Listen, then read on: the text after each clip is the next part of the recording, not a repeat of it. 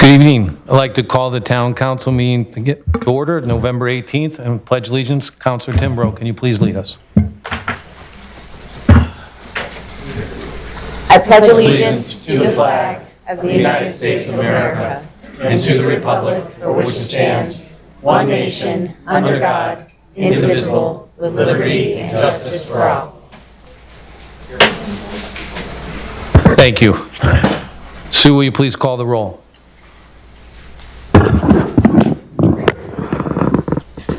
Mayor Lesser, Here. Deputy Mayor Forrest, Here. Councilor Bailey, Here. Councilor Carbone, Here? Councilor Clancy, Here. Councilor Durick, Councilor Rhodes, Here. Councilor Timbrow, Here. Councilor Zambrello. Here. Thank you.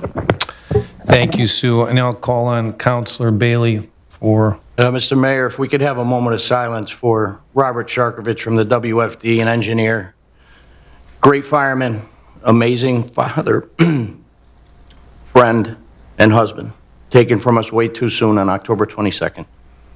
Thank you, Councilor Bailey. Moment of silence, please.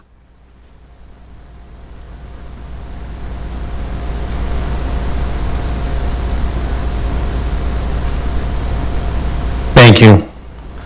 And let's let his selfless service be a model to all of us. Moving along, Chief, police recognition. See if I get close enough to this. Okay, here we go. Good evening, Town Manager Presley, Mayor Lesser, Deputy Mayor Forrest, councilors, members of the Weathersfield Police Department, members of law enforcement, and our honored civilians. Tonight, we celebrate the courage, quick thinking, and unwavering dedication of individuals who acted decisively to save lives in moments of great urgency. I am privileged to stand before you and recognize 6 Weathersfield police officers and 3 citizens of the town of Weathersfield who turned potentially tragic incidents into triumph. Our officers wear uniforms prepared to serve and protect every day. They demonstrate extraordinary composure, skill, and commitment to preserving life in life-threatening emergencies. For their remarkable efforts, these officers are being awarded the life-saving citation. The blue combination bar they will wear symbolizes the bravery and reminds them of the lives they have forever changed. But this evening is not only about recognizing our officers. We also celebrate the courage and humanity of 3 civilians who, without hesitation, stepped up when lives hung in the balance. Their selfless actions reflect the best of our community, showing that heroism does not require a badge, only a heart willing to act. We proudly present them with the Vision Citizens Meritorious Service Award for their substantial assistance in saving others from imminent danger. First, I would like to recognize Master Police Officer Joe DiLoretto, Officer David Ochoa, and Officer Lauren Cavana. If you could please stand up. Come up to the front, please. Unfortunately, Sergeant Cavana is not here with us because she's on a call right now in Rocky Hill, but she was going to plan to be here tonight. You want to give them those? You can stand in the center. You don't have to be shy. Right there. There you go. On December 12, 2022, Master Police Officer Joe DiLoretto, Officer David Ochoa, and Officer Lauren Cavana responded to a structure fire at a residence in Weathersfield.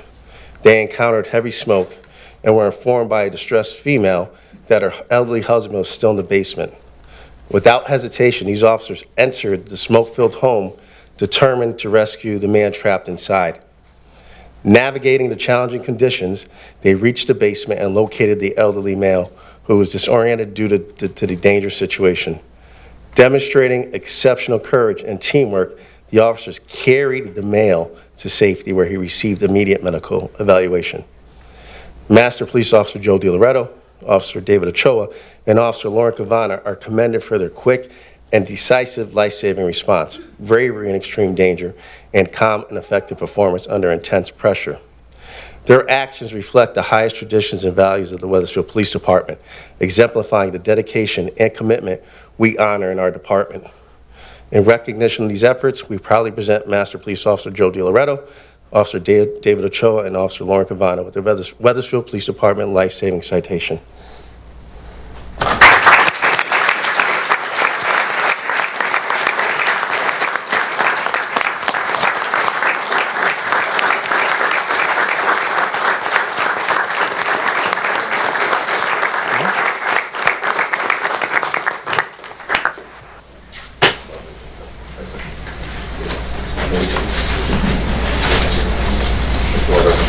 Thank you very much Thank you very much. Thank you. for your service. Or even policemen need heroes. Is that right? Great job. Nice job. Thank you. Thank you. Thank you. Nice work. Good job. Thank you so much.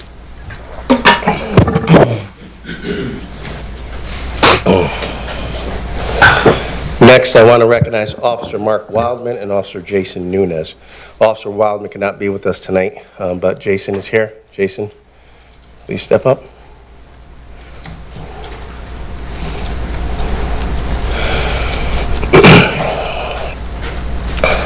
On July 31st, 2023, Officer Mark Wildman and Officer Jason Nunez responded to a critical call for service involving a structure fire at a residence here in Weathersfield. The house was filled with heavy smoke, and it was reported that an elderly, bedridden female remained trapped inside. Without hesitation or concern for their own safety, Officers Wildman and Nunez entered the smoke-filled home. Working alongside the Weathersfield Volunteer Fire Department members, they located the woman and carried her from the house to waiting emergency medical personnel, who began immediate treatment. Due to the nature of the conditions, both officers also required treatment for smoke inhalation following the rescue. Officer Mark Wildman and Officer Jason Nunez are commended for their quick and decisive response, courage, and calm demeanor under intense pressure. Their life-saving actions are in keeping with the highest traditions of the Weathersfield Police Department and serve as an inspiring example of commitment and bravery in service to our community. In recognition of their efforts, we proudly present Officer Mark Wildman and Officer Jason Nunez with the Weathersfield Police Department life-saving citation.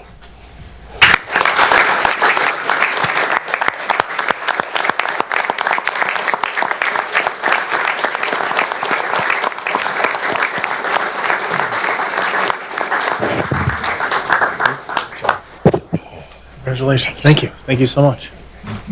Congratulations, man.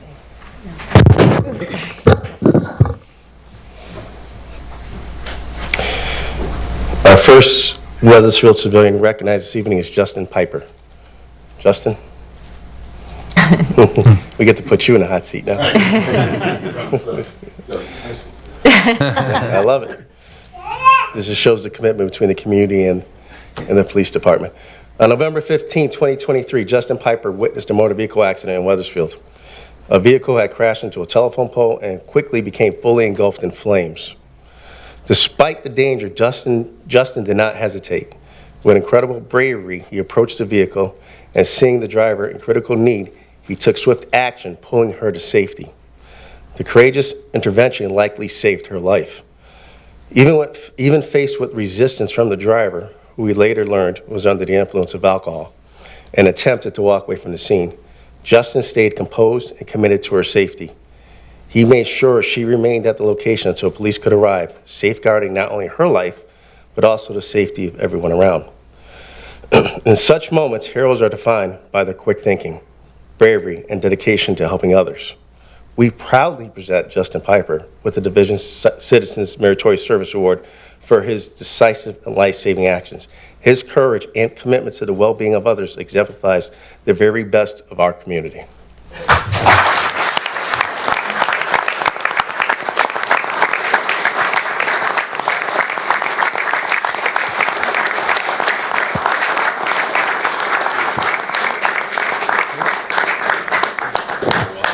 Austin, nice Hey, job. good to see you. Thank you. Yeah, good to see you too. Well done. Yeah, Thanks, man. it's been a while. Thank you, Justin. Appreciate it. I'd be a new officer there, Chief. PoliceApp.com for those who don't know. One a year, that's it. Finally, Julio Ruiz, Israel Cedeno, and Sergeant Peter Salvatore will be recognized. So Julio and Sergeant Pete Salvatore, unfortunately, Israel Cedeno cannot be with us tonight.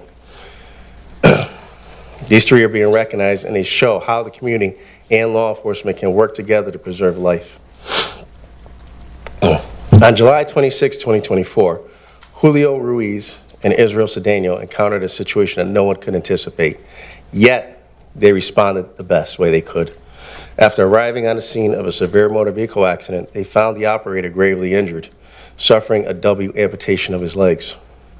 Realizing the gravity of the situation, Julio and Israel fashioned improvised tourniquets to control the bleeding. Upon arrival, Sergeant Pete Salvatore took swift and decisive action. Recognizing the situation's urgency, he replaced Julio Ruiz and Israel Cedeno's improvised tourniquets with two professionally grade tourniquets, expertly applying the two tourniquets to help control the operator's severe blood loss. Julio Ruiz and Israel Cedeno's quick thinking and courageous actions exemplify the power of community members willing to step forward to protect and save others in their time of greatest need.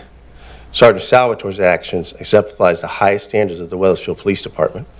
In recognition of their efforts, we proudly present Julio and Israel with the Division Citizens Meritorious Service Award and Sergeant Pete Salvatore with the Wethersfield Police Department Life-Saving Citation.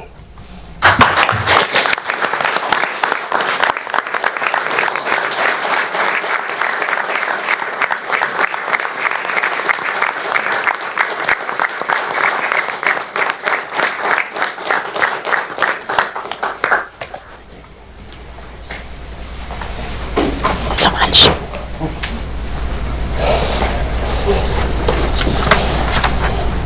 I know who I am. It's okay. Sergeant, well done. Nice job, officer. Thank you. You're the Well done. best for a reason. Nice job. Thank you. Yeah, brother. I would be remiss not to recognize Sergeant Cavana, who had just joined us.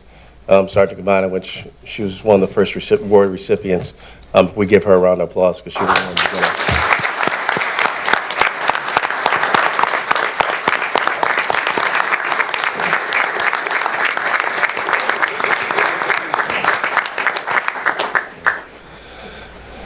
Tonight, each of these honorees face challenges most of us hope never to encounter. Their actions are a testament to their character, their training, and their values. It takes incredible physical and emotional strength to act decisively in such crucial moments. To the officers being honored tonight, your efforts remind us of the profound difference one person can make. Your courage under pressure exemplifies the core mission of our department, to protect and serve with honor and compassion. The civilians being honored, your bravery inspires us. In your actions, we see the spirit of a community and a shared responsibility. You remind us that it truly takes all of us to work together to ensure the safety and well-being of our town. To everyone in attendance, let this evening serve as a reminder of what we can achieve when we are united in our commitment to each other's safety and well-being. Please join me again in congratulating and thanking these exceptional individuals for their courageous selflessness and unwavering dedication to preserving life. Thank you.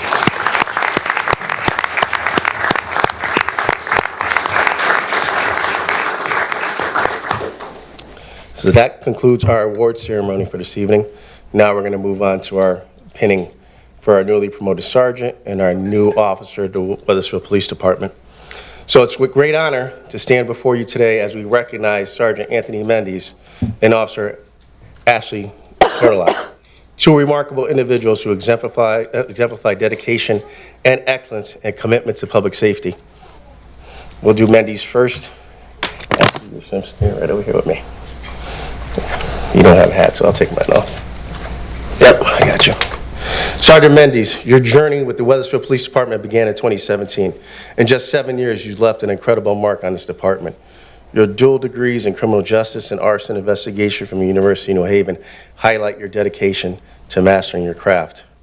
From your vital role as a member of CREST to the CREST team to your years of honor guard service and now as an instructor in critical disciplines like firearms, taser, and use of force, you've demonstrated leadership, expertise, and unwavering commitment to excellence. Being promoted to sergeant is a recognition of your achievements and testament to the trust and respect you've earned from your peers and the community. Today, as your wife Mallory pins that badge, we celebrate your promotion and your continued journey of leadership and service. Mallory,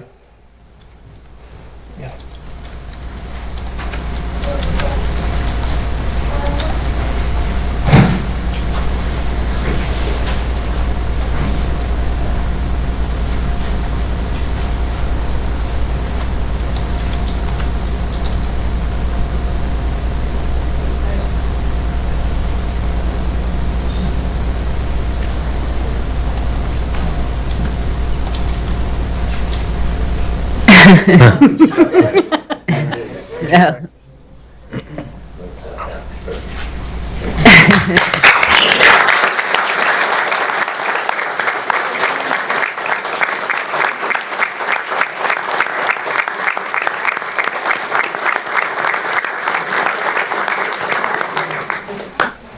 Congratulations. Congratulations, Sergeant. Congratulations, Sergeant. Congratulations. Congratulations. Congratulations, brother. Ashley Tortolot. Officer Tortolot, your impressive tenure with the Hartford Police Department has been trailblazing. 8 years of distinguished service in major crimes, street crimes, patrol, and intelligence have prepared you for any challenge. As the first ever female member of the Hartford's Emergency Response Team and a recipient of the Chief's Medal of Valor, you have shown courage, tenacity, and commitment to breaking barriers. Today, as your father, Mr. Martinez, pins your badge, we welcome you into the Wethersfield family with great pride and high expectations. Mr. Martinez.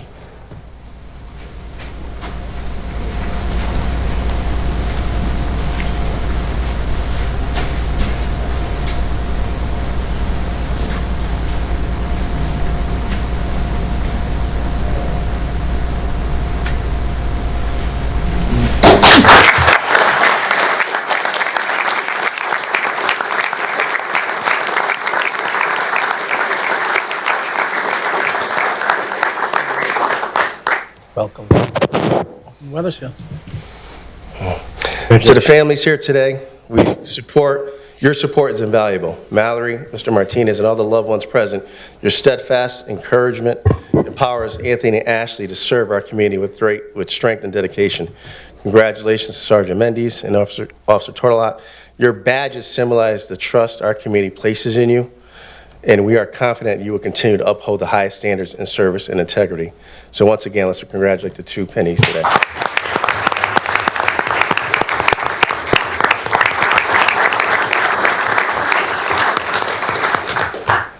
So with that, that concludes that portion of our presentation. Now we'll move on to the bi-monthly presentation being presented by Lieutenant Ocharski. Thank you, Chief. And to all those honored tonight, we are grateful on behalf of the town of Wethersfield. We thank you. We are so grateful. And for our new officers, we are so welcoming of you being here. And for Chief, for all you've done and the whole department, we thank you. So now we can move on with the regular monthly update. But thank you, everybody.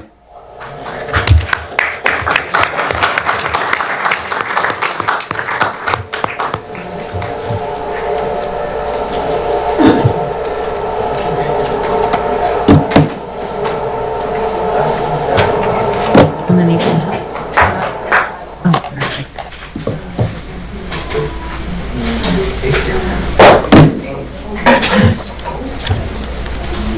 Yeah.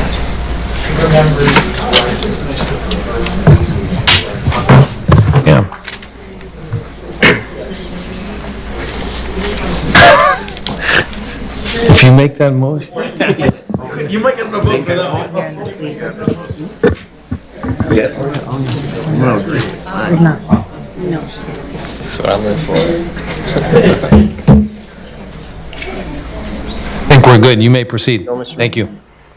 For the moment you've all been waiting for this evening. Thanks for coming. I'll give you the bi-monthly presentation on some of the work that our officers who aren't acknowledged today have done over the course of those last 2 months.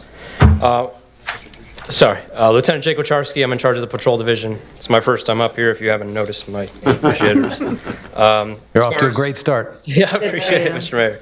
As far as what we're budgeted for 50 officers. We currently have 47, 42 male, 5 females. What's of note is our lateral to entry level ratio. We have about 24 lateral officers and 23 entry level officers. We have Liam Connolly, who just graduated the New Britain Police Academy last Friday. He's going to start his field training for the next 4 months. And then after that time, he's going to be on his own and then start a probationary period for a year after that. As far as our calls for service, for the last 2 months, we had 6,004 calls for service. That's an increase of 83 since the last same time last year. Of that, we've received 1,600 911 calls that were called and answered. That equates to around 37 total calls per shift. Most of our proactive police work is the majority of our calls, right? The patrol checks, traffic stops, and what we call community policing and selective enforcement, when members of the community call and say that there's speeders on their particular road or stop signs are being violated on their particular road. We'll send resources out there and our officers will conduct specialized selective enforcement to get our numbers and try to get us to reallocate our resources if we need. So if you're listening and you're not here and you're at home listening, continue to call. Let us know where the problems are in town, and we'll do everything we can to address them when we can. And of note, the fifth highest call is the suspicious calls that members of the community call in. If you see something, say something, as the slogan goes. So continue to call, and we'll kind of go into a case where it kind of worked out in our favor later on. Motor vehicle accidents, we're currently at 71 for the last 2 months. This is a decrease from 82 in the last 2 months. Motor vehicle accidents we're finding are predominantly after hours when people are getting out of work from 3 to 6 p.m. It's very, there's no pattern to it, right? There's no one day that's better than the others. It just happens to be sporadic. God bless you. As far as our motor vehicle accidents are concerned, here's kind of a nice diagram of where predominantly these accidents are occurring. Meeting after meeting, we're saying it's the Silas Deane Highway, Berlin Turnpike, obviously our busiest road in town. Pike at Arrow Road and Pike at, or Silas Deane at Maple are heavy in our accidents for the last 2 months. As you'll see in the next few diagrams, that's also where the majority of our motor vehicle stops are. So we're proactive in stopping the cars for hazardous violations and trying to combat those numbers when it comes to accidents. Here's some more enforcement. 1,000 on the dot car stops in the last 2 months. This has increased from 564 from the same time last year. So that's a total of 436 more stops. We have 10 attempted car stops. The attempted car stops are our officers try to pull a car over and it takes off on the officer. That could be for various number of reasons. Most of our car stops are in the time frame of when the accidents are occurring. We're using the data from the accidents and combining it with what we have, the numbers that we produce, and we're allocating our resources to the time and the location of those accidents.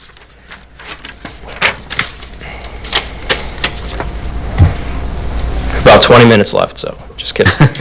As far as our motor vehicle enforcement activity, the graph is right there. That's where all of our car stops have been for the last 2 months. There's no one set location. We're targeting all the major arteries in town, all the major roads, all the heavy traffic areas. There are some side roads in there that our officers are conducting these selective enforcement actions, and they're pulling over cars that the community is calling and saying that there's speeders on this road, and kind of utilizing our resources for that. As far as our quote-unquote major crimes in town, we've had, the numbers are right there. Of note, we've had 4 commercial burglaries in the last 2 months, all occurring in Old Weathersfield, right along Main Street, at all businesses and restaurants. We had a citizen call and said a suspect matching the description based on the information we put out was walking down the street or who they thought it was. Our units responded very quickly. They were able to apprehend that person, and that person was tied to all 4 of those burglaries. So, again, if it wasn't for the community member to call in and saying, hey, that guy looks kind of familiar, we would have stopped him anyway, but we stopped him much faster. As far as crime reporting with the thefts from the motor vehicles, we've had 13 of those thefts from motor vehicles. Kind of just a presser, a daily reminder to lock your cars. Don't put your keys inside the cars. Don't put anything of value outside so people can see inside the car. We've seen smashing windows. We've seen just doors being pulled that are unlocked, right? Now that it's getting a little bit colder and folks want to start their car in the driveway before they're going to work to warm it up, get the extra set of keys, right? Don't leave it unlocked with your keys inside. Last year we saw an uptick in thefts of cars and from cars when cars are unlocked and running.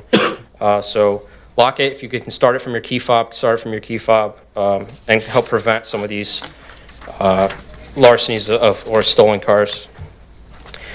As far as town ordinances go, 103 overnight parkers and miscellaneous parking violations around town. We've had one firework complaint, and then there were mostly noise complaints and loud party music type stuff. Predominantly on the weekends, Saturdays and Sundays in the overnight hours. Very busy for our officers on Saturdays and Sundays with enforcing DUIs and parties and that kind of stuff. So we're actively working on the town ordinances. It says noise complaint. It's more of a noise concern. I don't want to give it a negative undertone there, but we are working. We're hearing what members of the community are saying, and when we're addressing the issues on a case-by-case basis. And finally, our support service division. We had 77 animal calls that our animal control officer responded to. Our officers are sometimes tasked with doing crossing guard, assisting the crossing guards and getting kids safely across the street. So that was a total of 17 times. And we have three officers that are car seat certified. So if anybody needs a car seat checked or installed, you make an appointment with one of our car seat certified technicians. Bring your car as well as the car seat in there. And if you have the child, you can bring them as well. And they'll teach you how to install the car seat, other ways of installing the car seat, and they'll make sure that the child is secure in the vehicle. Any questions for me? Thank you, Lieutenant. Well done. Councilors have any questions or comments for Lieutenant? Deputy Mayor Forrest. Thanks, Mayor. First, I want to start off by true congratulations, because last week-ish, we got the reports of the regional crime rates, and Wethersfield, I believe, we say number one, meaning the lowest, right. To be clear. But tremendously good low crime numbers. Obviously, there's still stuff that happens in a society where we're all packed in pretty closely in a highly dense area. But just want to congratulate through you to the entire force, the leadership, and everybody that, of course, is working every day.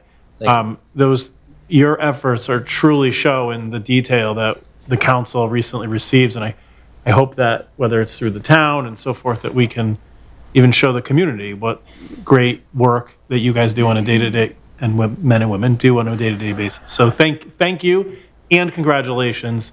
Those little statistics are seen, and your work is shown in them. Thank you. Follow up to that, I think it was maybe slide 3 or slide 4. There was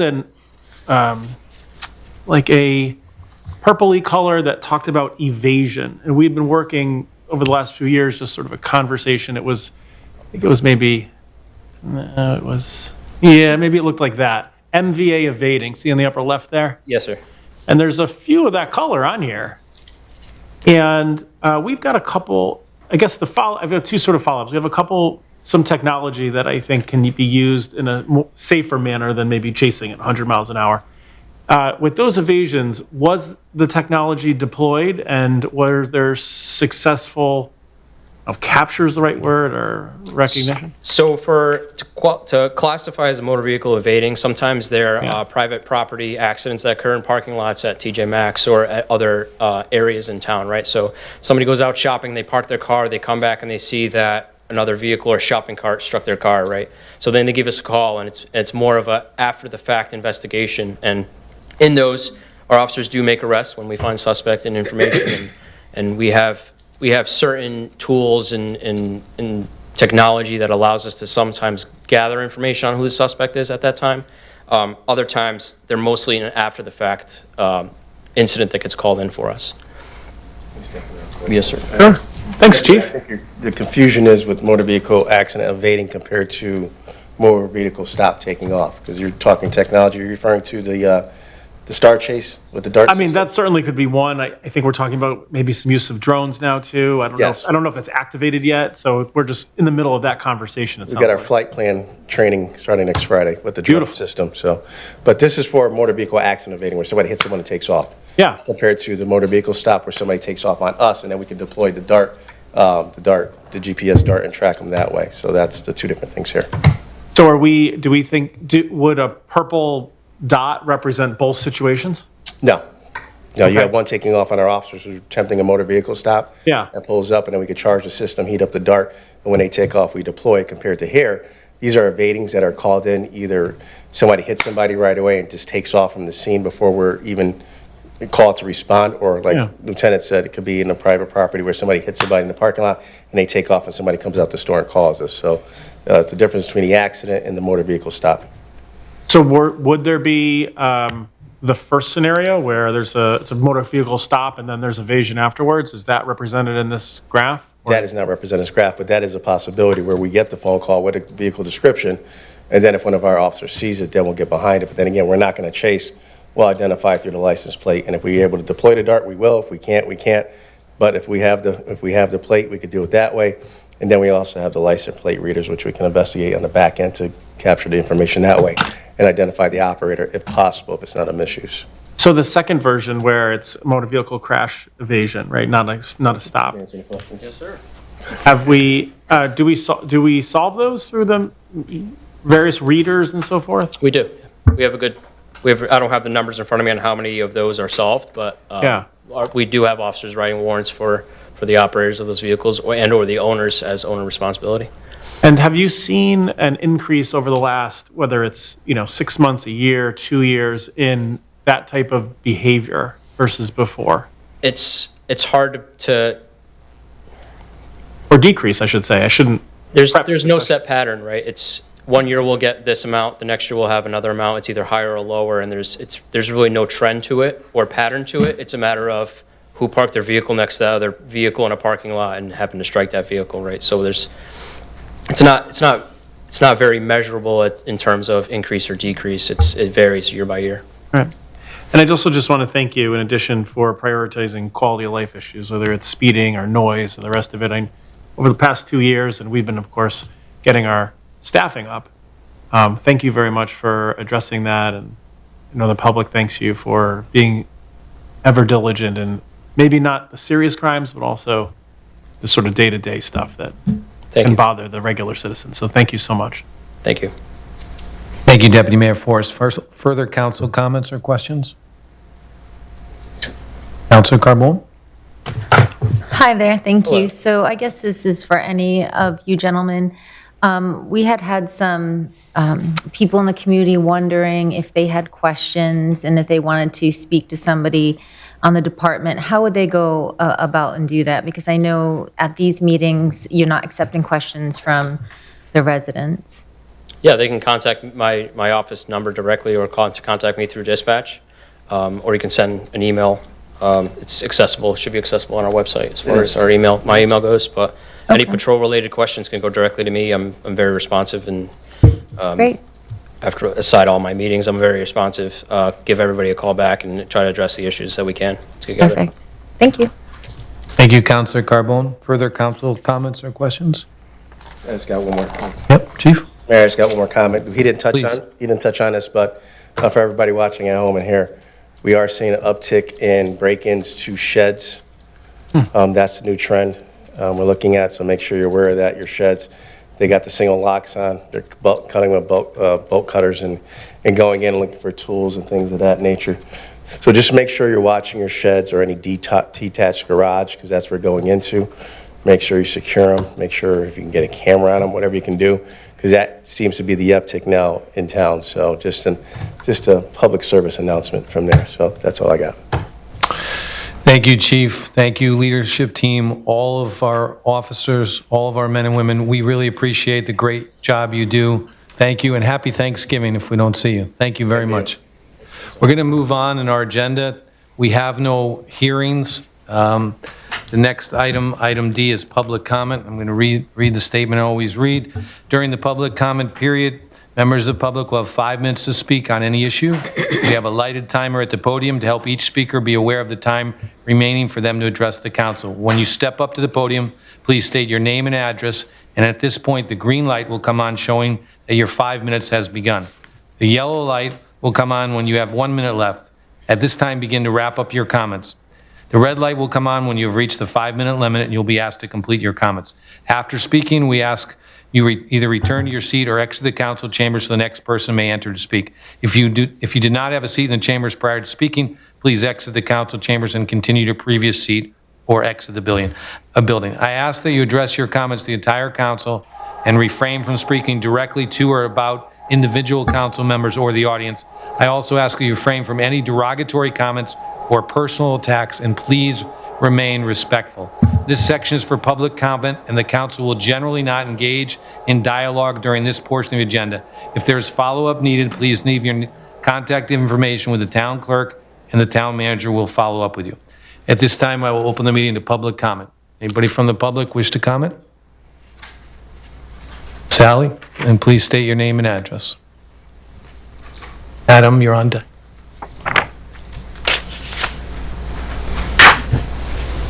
Good evening. Sally Keating, 109 Church Street.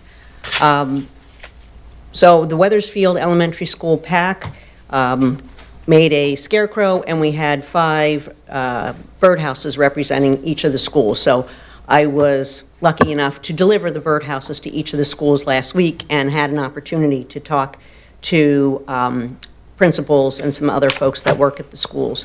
For those of you that don't know, I'm the co-chair of the PAC. Our schools need renovations. The meeting before this was a very good listening session with the consultants TSKP and Downs, and they are doing a fantastic job along with the building committee, listening to everyone, getting the feedback, what are our interests, what are the issues that we see. So one of the things I did was, when I was at Webb, I took pictures of some windows and I posted them online, and I got a response from this woman who wrote a letter, and she can't be here tonight because she has 2 small children, so she asked if I would read it, and I'm very happy to do so. So her name is Mindy Gold, and she lives at 405 Ridge Road. My name is Mindy Gold. My husband and I have been Wethersfield residents and homeowners for 4 years now. When we bought this house in the fall of 2020, I was pregnant with our first child, and we knew we were putting down roots for the long haul. We felt that Wethersfield would be the perfect place for us to raise our family for so many reasons. We would be close to family, an easy commute to work in Hartford, and we felt so lucky to have a district like Main Street in Old Wethersfield filled with wonderful businesses and a shopkeepers association that prioritizes events that bring families and community members together. The one thing we felt we were compromising on was schools. We believe wholeheartedly in public education. There are few things more important to a society than a dedication and commitment to providing an equitable, high-quality, fulfilling public education to young people. However, when I think about the investments our town has made on this front, I feel we are absolutely falling short of what Wethersfield children, teachers, and administrators deserve. As someone who grew up in South Windsor, it was hard to choose to buy a home in Wethersfield, knowing that my children would not have access to the kind of buildings and investments that a town like my hometown had. To be honest, the first time I walked into Samuel Webb Elementary School as a voter in 2021, I was shocked. I saw peely paint, old windows, cracks in walls. I had never expected to see such dirty and unsafe conditions for our town's littlest learners. Since then, I've heard of non-functioning air conditioning, leaks in ceilings, broken floor tiles, and visible mold. I've also heard that the wonderful teachers, paraprofessionals, and other staff in our town still try to make it work for the kids every day. This is unacceptable. These dedicated educators shouldn't be begging for bare minimum facilities. We should be dreaming up innovative and collaborative learning spaces where our students aren't just getting by, but truly flourishing and thriving. I believe that the way we spend our money is a statement about our priorities. If we want to make a statement to the residents of this town, to potential newcomers, and to the people of this state that Wethersfield cares about children and families, we absolutely must put our checkbook where our mouth is. As I often see in municipal and state budget decision-making, where there's a will, there's a way. And I am proud to be on the record today stating that the young families of Wethersfield have the will. And we are relying on you, our elected town leadership, to help us find the way. Thank you. I'm very impressed with a lot of the young parents I meet and the discussion about preschool and on and on and on.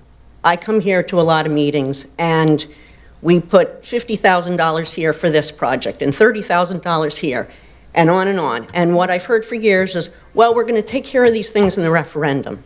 So I know a lot of you are on board with everything the building committee's doing. The referendum or referendums are so critically important, and we have to spend money on our schools. You know, the fields are great, all these other things are great and they're wonderful, but our schools are crumbling and they're really in awful condition. So, thank you very much. Thank you, Sally. So Adam, and, yep, you're on deck.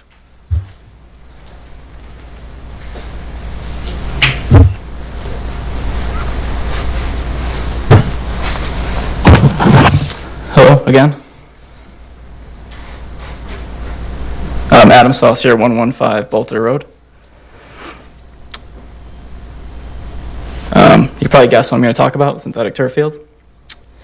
The Democrats on this council are sitting here largely because they promised not to install a synthetic turf field in our town. I'm here once again speaking at the town council meeting because the Democrats, out of the blue, voted to install a synthetic turf field. The new request for proposal that is available on the town website regarding this field and many other things has the following content in it. The town wants to consider both synthetic and organic material. The design build team should provide multiple turf field options. A, synthetic turf and infill. B, alternative organic infill. For each proposal, the design build team shall provide pros and cons that include, but are not limited to, safety, longevity, drainage, and environmental impacts. The town is interested in exploring alternative options that reduce the environmental impact. That's the end of the quote from the RFP. That last line is just not true, considering the fact that you're pushing through a synthetic turf field without doing the required environmental test or gathering any data on it. You do not seem to care about the environmental impact, like you state that you do. The synthetic turf and infill option is crumb rubber. It's interesting that the words crumb rubber were not specifically mentioned in that RFP, but I just want to put it out there that you're considering crumb rubber. Even though a certain member of the council told me that crumb rubber would not be considered. The alternative option is very simple. It's grass. Any synthetic field will require more funds for replacement and cost taxpayers more than any grass field would.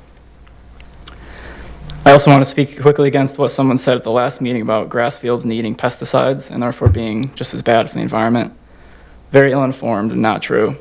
Heartseed, right down the street, sells organic fertilizer that is made of composted chicken manure.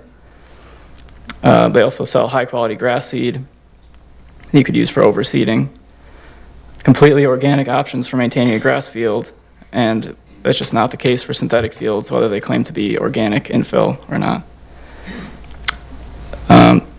In conclusion, I'm not against sports fields in general. I am against fields that are not made with grass, and I'm against any field of any type at Millwoods Park because it is the only real park we still have in this town. Turning it into a mega sports complex that will lower the values of people's homes and raise everyone's taxes is irresponsible and unacceptable. Please reverse this decision and use the funds for something that positively impacts our town and does not increase our tax burden, maybe like the school improvements that the last person just spoke of, or like many other things that are more important than a synthetic turf field. Thank you. Thank you, Adam. Further public comment? Yes. Yep. Yes, please.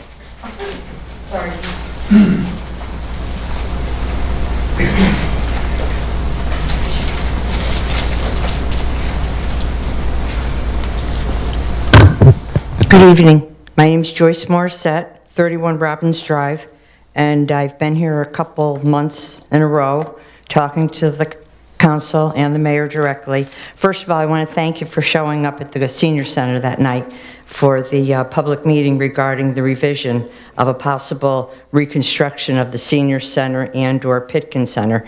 And I think everybody had some really great ideas. That's super great. And I know the wheels are turning because I have heard that they're going in and doing some serious cleaning, et cetera, that's overdue. And I just wanted to submit a security company that does the security at the Bushnell, where I work at night, and they'd be willing to give a bid as far as security or an officer patrolling the premises. They carry radios, they have vehicles, and I just didn't want you to forget that part of my request. Okay, Thank you. Thank you, Joyce. You can leave that with Sue. Yep. Thank you. Thank you. Thank you, Joyce. Further public comment? Yep, in the back, I see a few hands. Yep. Yeah, sure. All three of you are up. You're on deck.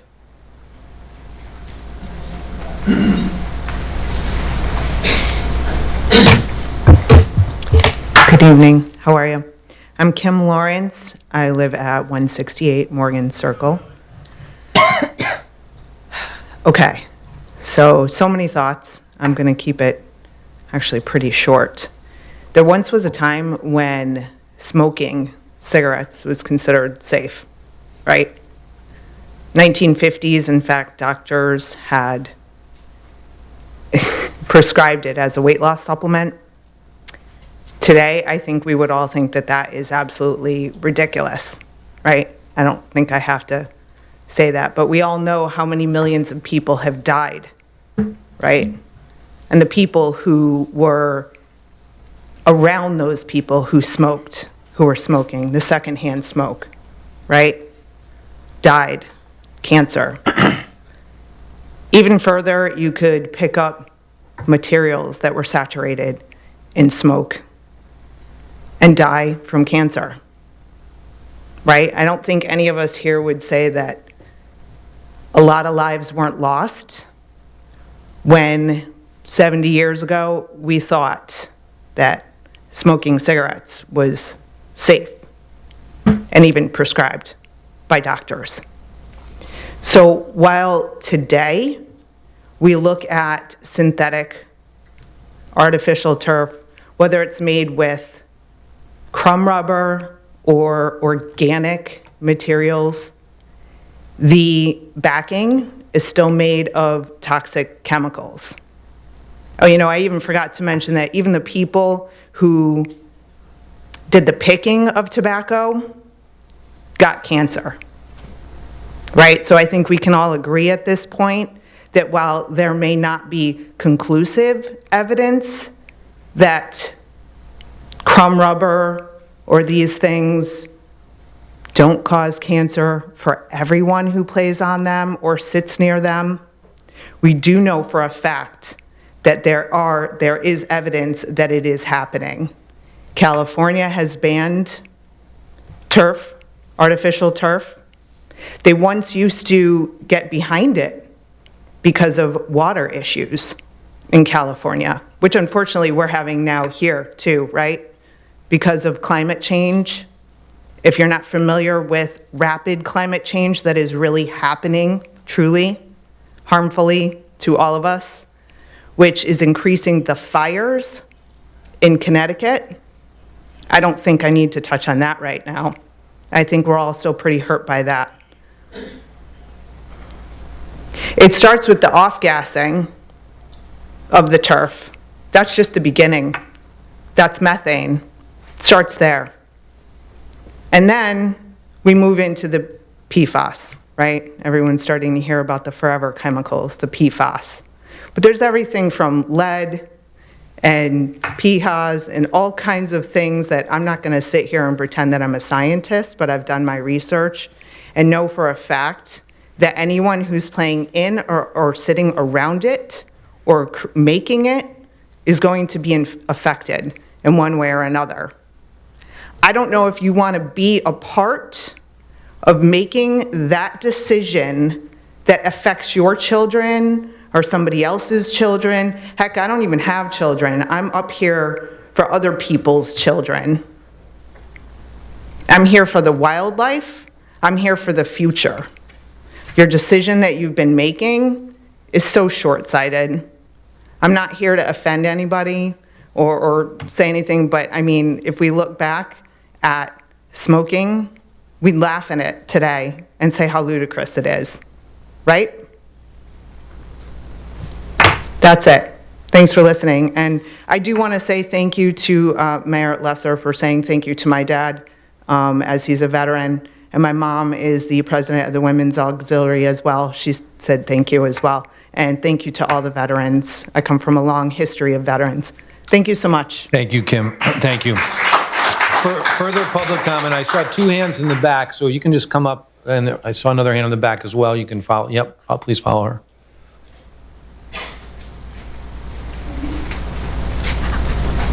Hi, my name is Mary Ann Zabidio, 34 Dolan Circle in Wethersfield.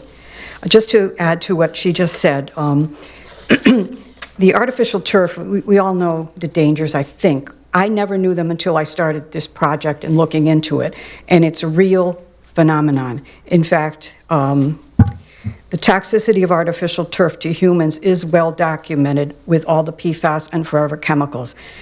And can they prove that every case is caused by artificial turf? No. Anybody who's had cancer, I'm sure many here have, it's very difficult to prove the exact cause. You may have many studies directly, you already have many studies provided directly by scientists. Injuries are more serious and more frequent, and the carcinogens that are inhaled, swallowed, and absorbed through players' skins can result in cancers and other neurodegenerative diseases. Scientists are now looking at artificial turf as a possible factor in the spike in early onset cancers in young adults that is occurring. You read it's in the news right now. A lot of young adults are getting these cancers because a lot of them played on the artificial turf, which really had a big marketing during the 1980s. The cancers and disease may occur quickly or may not occur until a few years later, but why would you want to gamble with your children or your grandchildren's lives? The synthetic turf industry is very similar to the tobacco, asbestos, and big pharma industries with deceptive marketing practices, junk science aimed at misleading the public, and a focus on corporate profits over consumer health and safety. This is just a fact of life in America today, but we do not need to be the victims of a broken system that fails to protect us. We need to be the sheepdogs, not the sheep. I want to talk a little bit about the park, just quickly. A quote from the Hartford Courant in March of 1944 about some land that was going to be acquired to start the park. Quote, whose value, the priceless value of such a spot to the community at large is immediately apparent. We have in our reaches a piece of property whose acreage includes wood dales, ponds, and brooks that less fortunate towns would spend a mill to acquire, end quote. Millwoods Park is not just a part of nature, it's part of our community's identity. It is a one-of-a-kind place and is what differentiates us from the towns that do not have this natural oasis. It is not just a piece of land, it is a living, breathing part of our community's heritage. It remains as a living museum of the life and history of Wethersfield. To make this decision to transform this unique and invaluable space, this living museum, into an athletic complex is tragically misguided and totally irreversible. There is no going back. This priceless entity will be lost to current and future generations. The cost of this complex will not be just millions, which could be possibly 30 million to build this complex. That's just from research I've done on other current complexes being built. But it will include the immeasurable loss of the cost of this priceless jewel. There is no other space like Millwoods Park. It is not a standard park by any stretch of the imagination.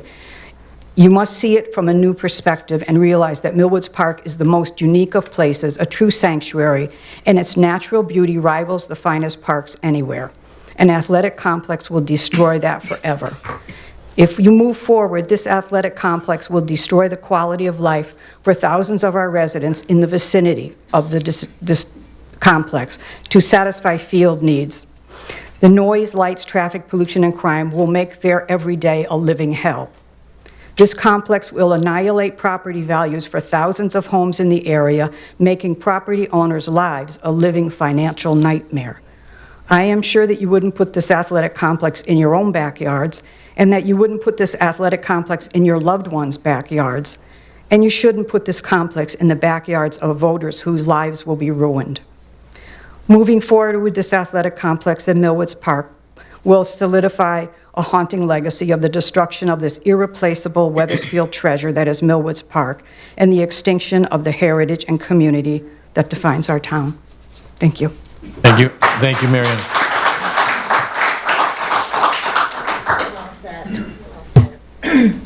Eileen Godbout, 187 Griswold Road.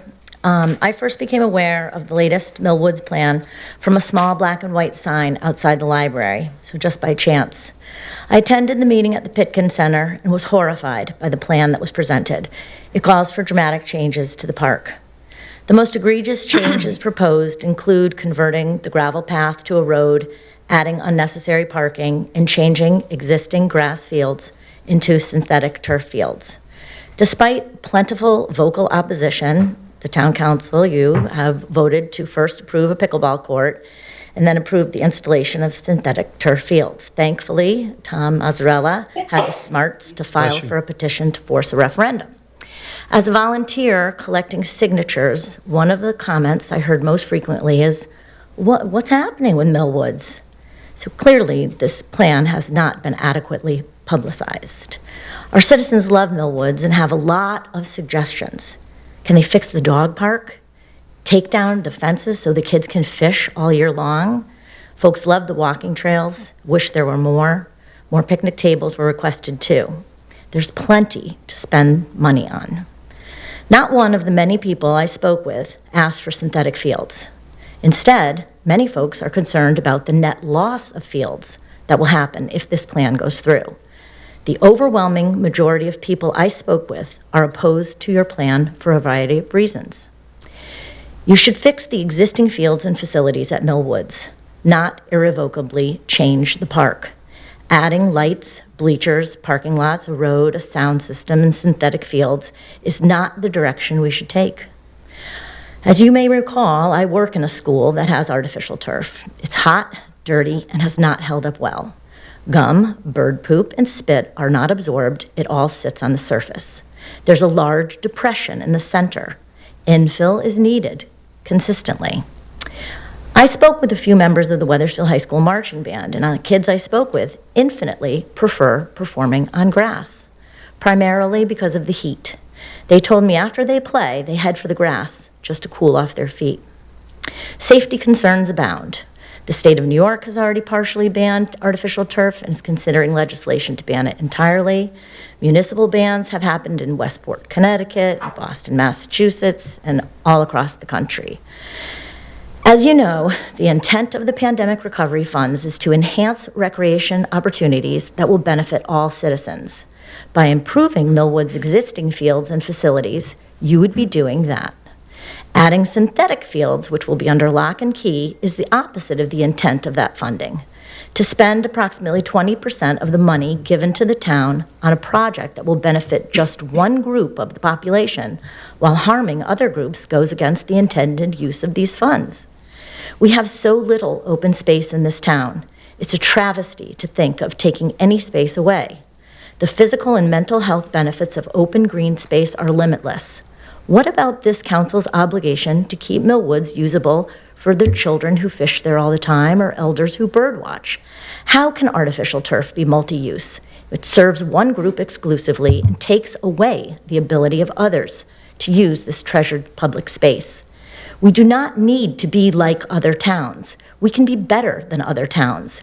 We need to protect the natural fields and keep Millwoods green.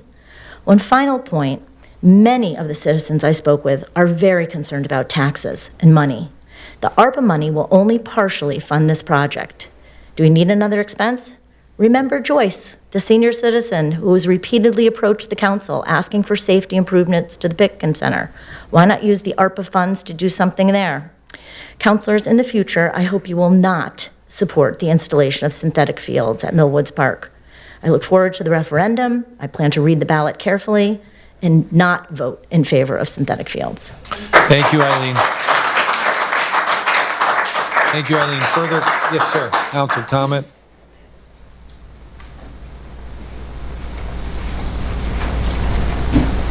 My name is Tom Betts. I live at 187 Greenfield Road. The purpose of the American Recovery Plan Act was to help communities recover from the pandemic by providing funding that could support essential services. Spending this funding on an artificial turf field is far from an essential service. It will saddle the taxpayers with a fiscal burden for the foreseeable future, while the alternative of taking care of existing fields would accomplish the goal of enhancing recreational opportunities without undertaking a risky, long-term investment. Understandably, some people may think that an artificial turf field would provide more value to the taxpayers, as it is more durable and could therefore be used more often. But consider that 3 baseball fields and a soccer field would be lost with no plans or funding for replacing them elsewhere. These would be lost so a single field could be installed.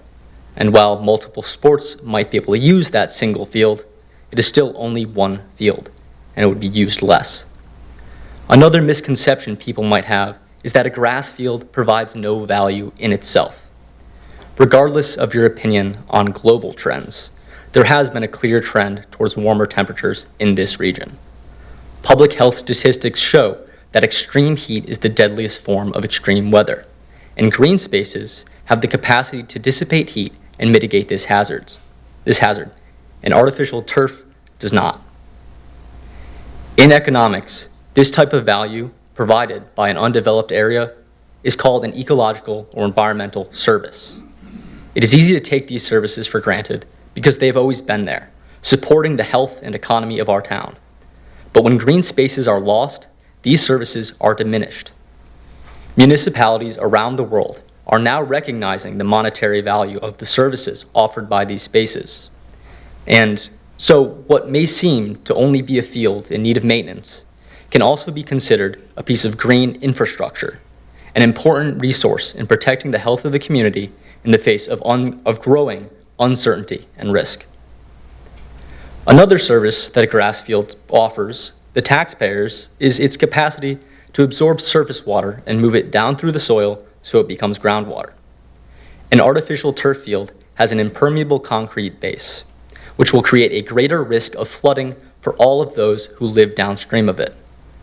We all heard and saw the disastrous flooding that happened in the western part of Connecticut this summer, and it is naive to think that that will not happen here. In rushing this proposal, the town council has neglected to conduct a hydrogeological review of the project, a step which is boilerplate before decisions like this are made, because it allows for informed decisions that put the welfare of the taxpayers first. This plan is ill-conceived, a boondoggle that the taxpayers will be left to shoulder the burden of for years to come. By reversing the decision and spending the ARPA funding on maintaining our existing grass fields or any other needs expressed by the community, this council can represent the interests of the current and future taxpayers of the town. Thank you. Thank you, Tom. Thank you, Tom. Christine?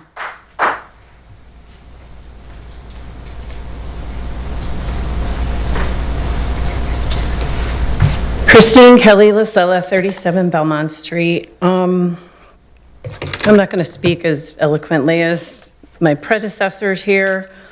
I'm going to share a quote from the last meeting. Mickey Durick, who's not here, Councilor Durick, go figure I'm quoting him because he got me really mad one time not long ago. We don't have the money for these fields. And he was spot on. We have $1.6 million, and from everything I've heard and seen, that's not enough to cover the field. You will get it installed or whatever the RFP says, what can you basically give us for this money? Where's the money going to come from after is my first question.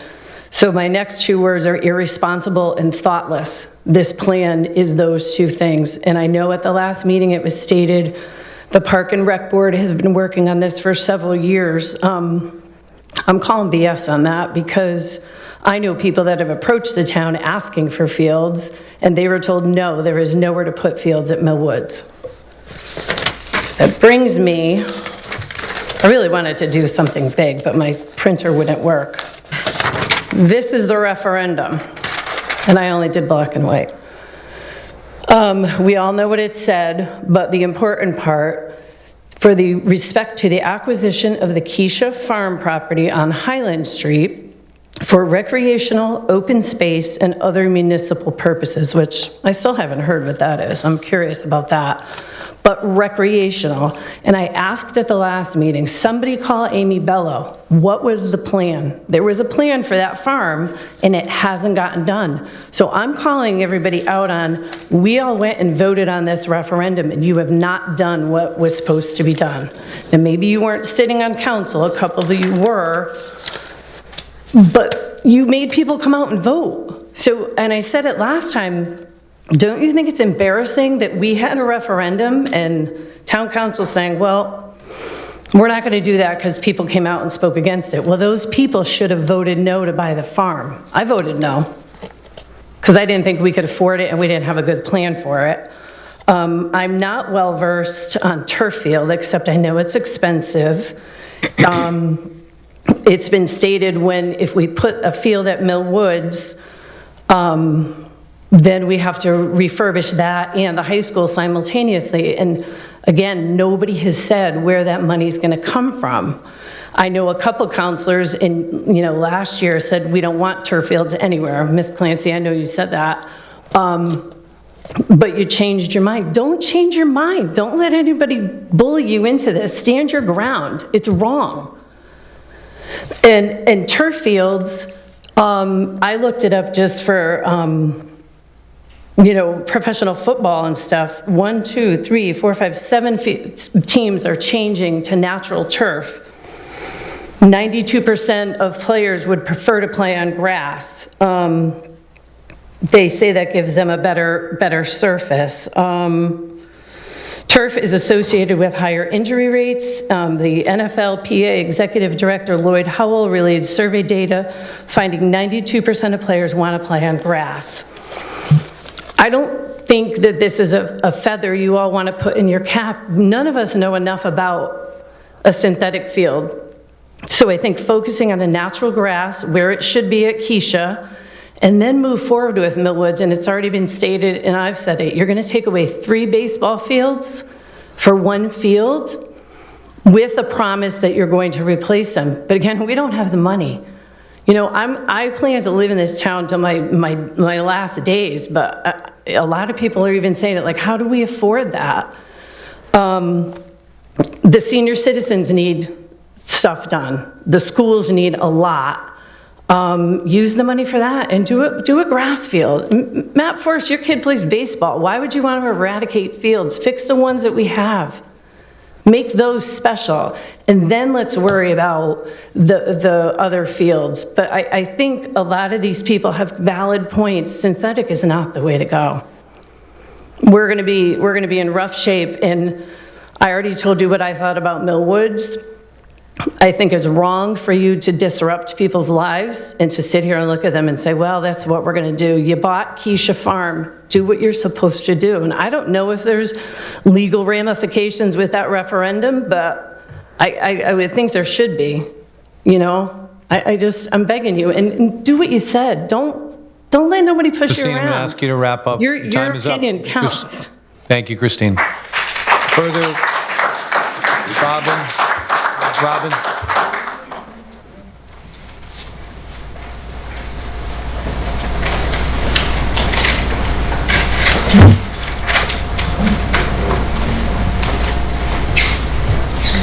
Robin Barassa, 248 Dale Road.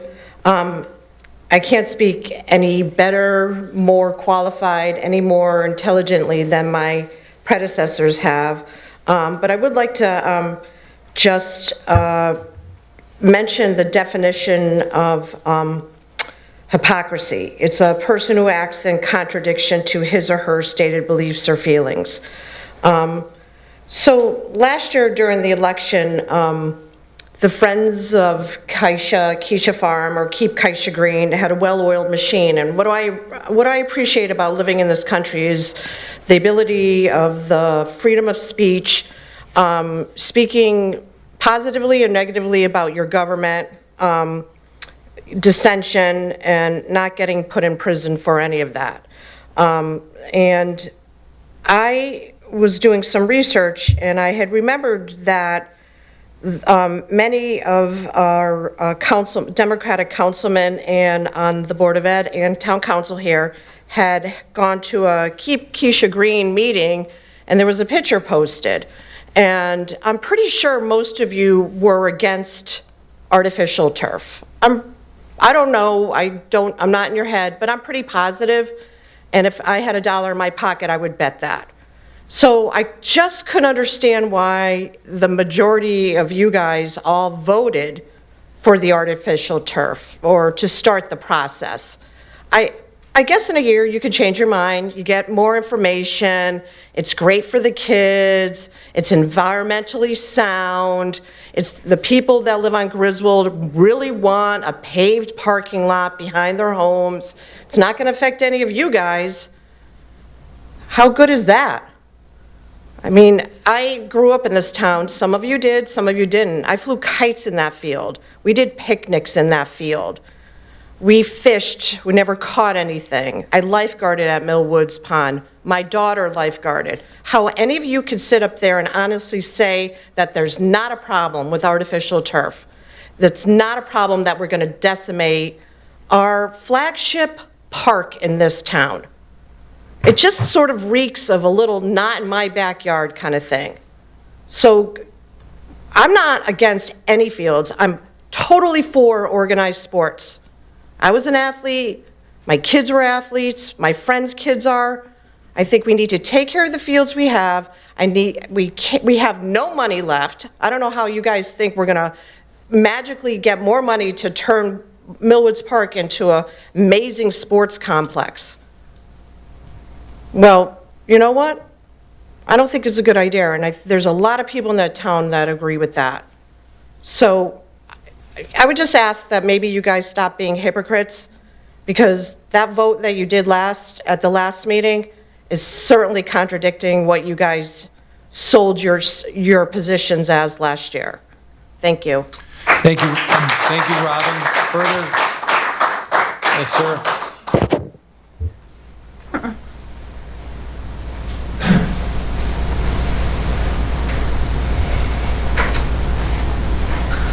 Hello, Mike Betts, 187 Griswold Road, and I'm here to say I was fooled. I was fooled by the ARPA proposal. I thought it was just a field. It says multi-sport field, synthetic turf field at the proposed location at Millwoods Park.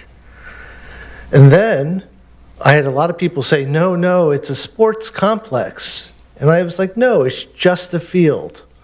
But I was wrong. When I saw the RFP at the town website, it makes it clear that the field is the thin end of the wedge. So I was really surprised. I thought it was just a field. But really, it's not. Here's some of the things listed. Fences and gates to control field access. So no more kite flying or picnics, right? Those gates are to keep the public out. Future field lights, not shown in the master plan. Bleachers, not shown in the master plan. Scoreboard, not in the master plan. Press box, yep, not in the master plan. Sheds, not in the master plan. So what kind of master plan is it? Now, in the master plan, there were some really bad ideas, like putting a road through the middle of the park 10 feet behind a soccer goal. But at least it was in the plan. People could look at it and evaluate it, right? That's what the public input is supposed to be for, right? No one's perfect. These plans should be public. They should be critiqued. You should absorb that input from the public before voting on it. And really, I'm just absolutely surprised that I was so wrong about the field, because it is what you're proposing to do is build a sports complex, and you need to be truthful about the intentions, right? Because people are going to go to a referendum and they're going to see a field, and it's not just a field, it's a sports complex. And really, the people need to know that. And they need to know what the costs are. How are you going to relocate those 3 baseball fields? There's no money to do it. There's no plan to do it. So I urge you to please listen to the voters, disconnect the money from ARPA, from the Millwoods proposal. Let's come up with a real master plan that we know what we're getting, and then let the people vote on it. Thank you. Thank you. Further public comment? Mr. Young.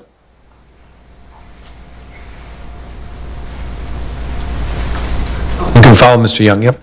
Yep, thank you.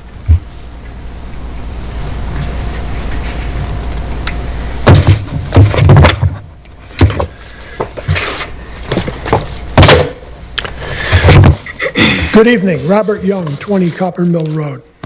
I've come here tonight to talk about something else. Now, it's back to turf. Christine Kelly said, "What is other municipal purposes?" She doesn't know what that is. Does anybody know? Because my understanding is other municipal purposes is designed to do something different, totally different, to a piece of property or to something to raise revenue. How many times I've talked to this council and the other council about putting in 110, 130 houses on Keisha Farm. Not a single word from any of you. You got your own minds made up a long time ago. And I'm very happy to say I've never voted for you, and I never will. And it's pretty disgusting to live in a town when it's so the way it is. I've come here to talk, like I say, about something else, and now here we are, back again on turf. We have a referendum coming up. I'm voting no, or I'm voting against your decision to put turf on Millwood School Park. It doesn't belong there. These folks that came and talked tonight and other nights and explained their positions, they're so right and you're so wrong. But you're so hell set on what you want to do because you have to take care of your special interests. Our special interests take so much out of our pockets in this town. And you don't care because, you get reelected. You get elected, whatever. That's an honor to you. But in fact, you sold your souls away, folks. Look at the rotten deals that we're stuck with. Mr. Manager here hasn't even said a word about the Little Red Schoolhouse. That came forward probably, 2 years and 10 months ago? And it's still dangling out there. Mr. Rell says it's got to be taken care of. You, Mayor, you haven't done a damn thing. I'd show you where the road was if I could. Now, here we are. Your friends and your buddies continue to live or operate a business in an entire little building paid 100% by the town taxpayers. And then we have the next deal down on on Old Main Street with the Kinney Center. We get $100 a year from the Kinney Center of the Wethersfield Historic Society. And we pay everything except for $3,000 a year. Look at the old academy. What did I see here? It was, you're doing some Cupola stuff up there, which is costing hundreds of thousands of dollars. When that lease was put together, all of those costs should have been incorporated into the lease price so the townsfolk didn't get hurt. But we have Mr. Forrest up here, who was one of the many members that pushed that deal through. And here we are. We continue to pay forever and ever. We pay their electric bills. We pay their water bills. We pay their gas bill. We pay for the new elevator that they were getting, or I don't know when they were putting it in. But the fact remains, we pay for everything. And we're tired of it. And I'm going to vote no. And what else?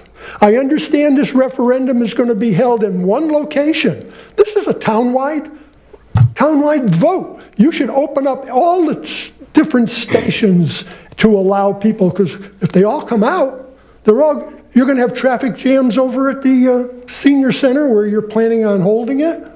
They should be at the other different 4 or 5 places so they don't have traffic jams. But you don't care, I know. And I know my time is getting up, Mayor. And that's another issue too.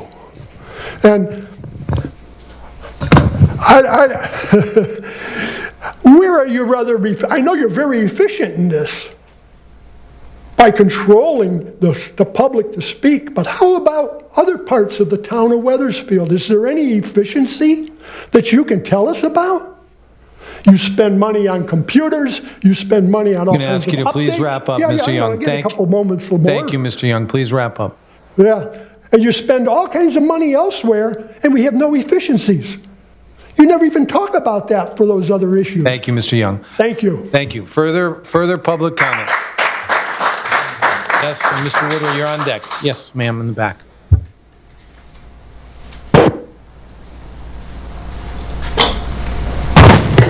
Nancy Correa, 95 Griswold Road. You ask us for respect every time we come here, and we try to give it to you. You did not, however, give us respect when you all decided to make that master plan and then just consult the athletic leagues. You did not respect us when you didn't let anybody else know about this issue and then told us, somebody from Parks and Recs, that it was always on the website, knowing that most people have lives and they are not going to be checking that website. You had no respect for us when I was gathering signatures and I asked the people about Millwoods and they did not know and they felt disrespected. You had no respect for us when I went to the senior center and the seniors feel left out. They feel they have nothing, that you give them nothing. And now you're going about and saying that you're going to fix Pitkins with what money? What money? Mickey Durick said the town has no money. What we want is for you to respect us, the residents. We have a right to be respected. What I want is for you to respect the environment that sustains us, the creatures that sustain us below and above. You have no right to take this away from us. This is a small town with finite space. For you to be just considering a sports complex when it is made for just a minuscule amount of the population is ludicrous. And you still go on, and you're still fighting us. You're still fighting us. You made us have this referendum when it should have been put to a vote from the first. That's what ARPA funds are for. It says it in the guidelines that you cannot have a project that is so long-term that it will tax the town, but that's exactly what you're doing. You want respect? Then give us some respect as well. Thank you. Thank you. Further public comment. Bob.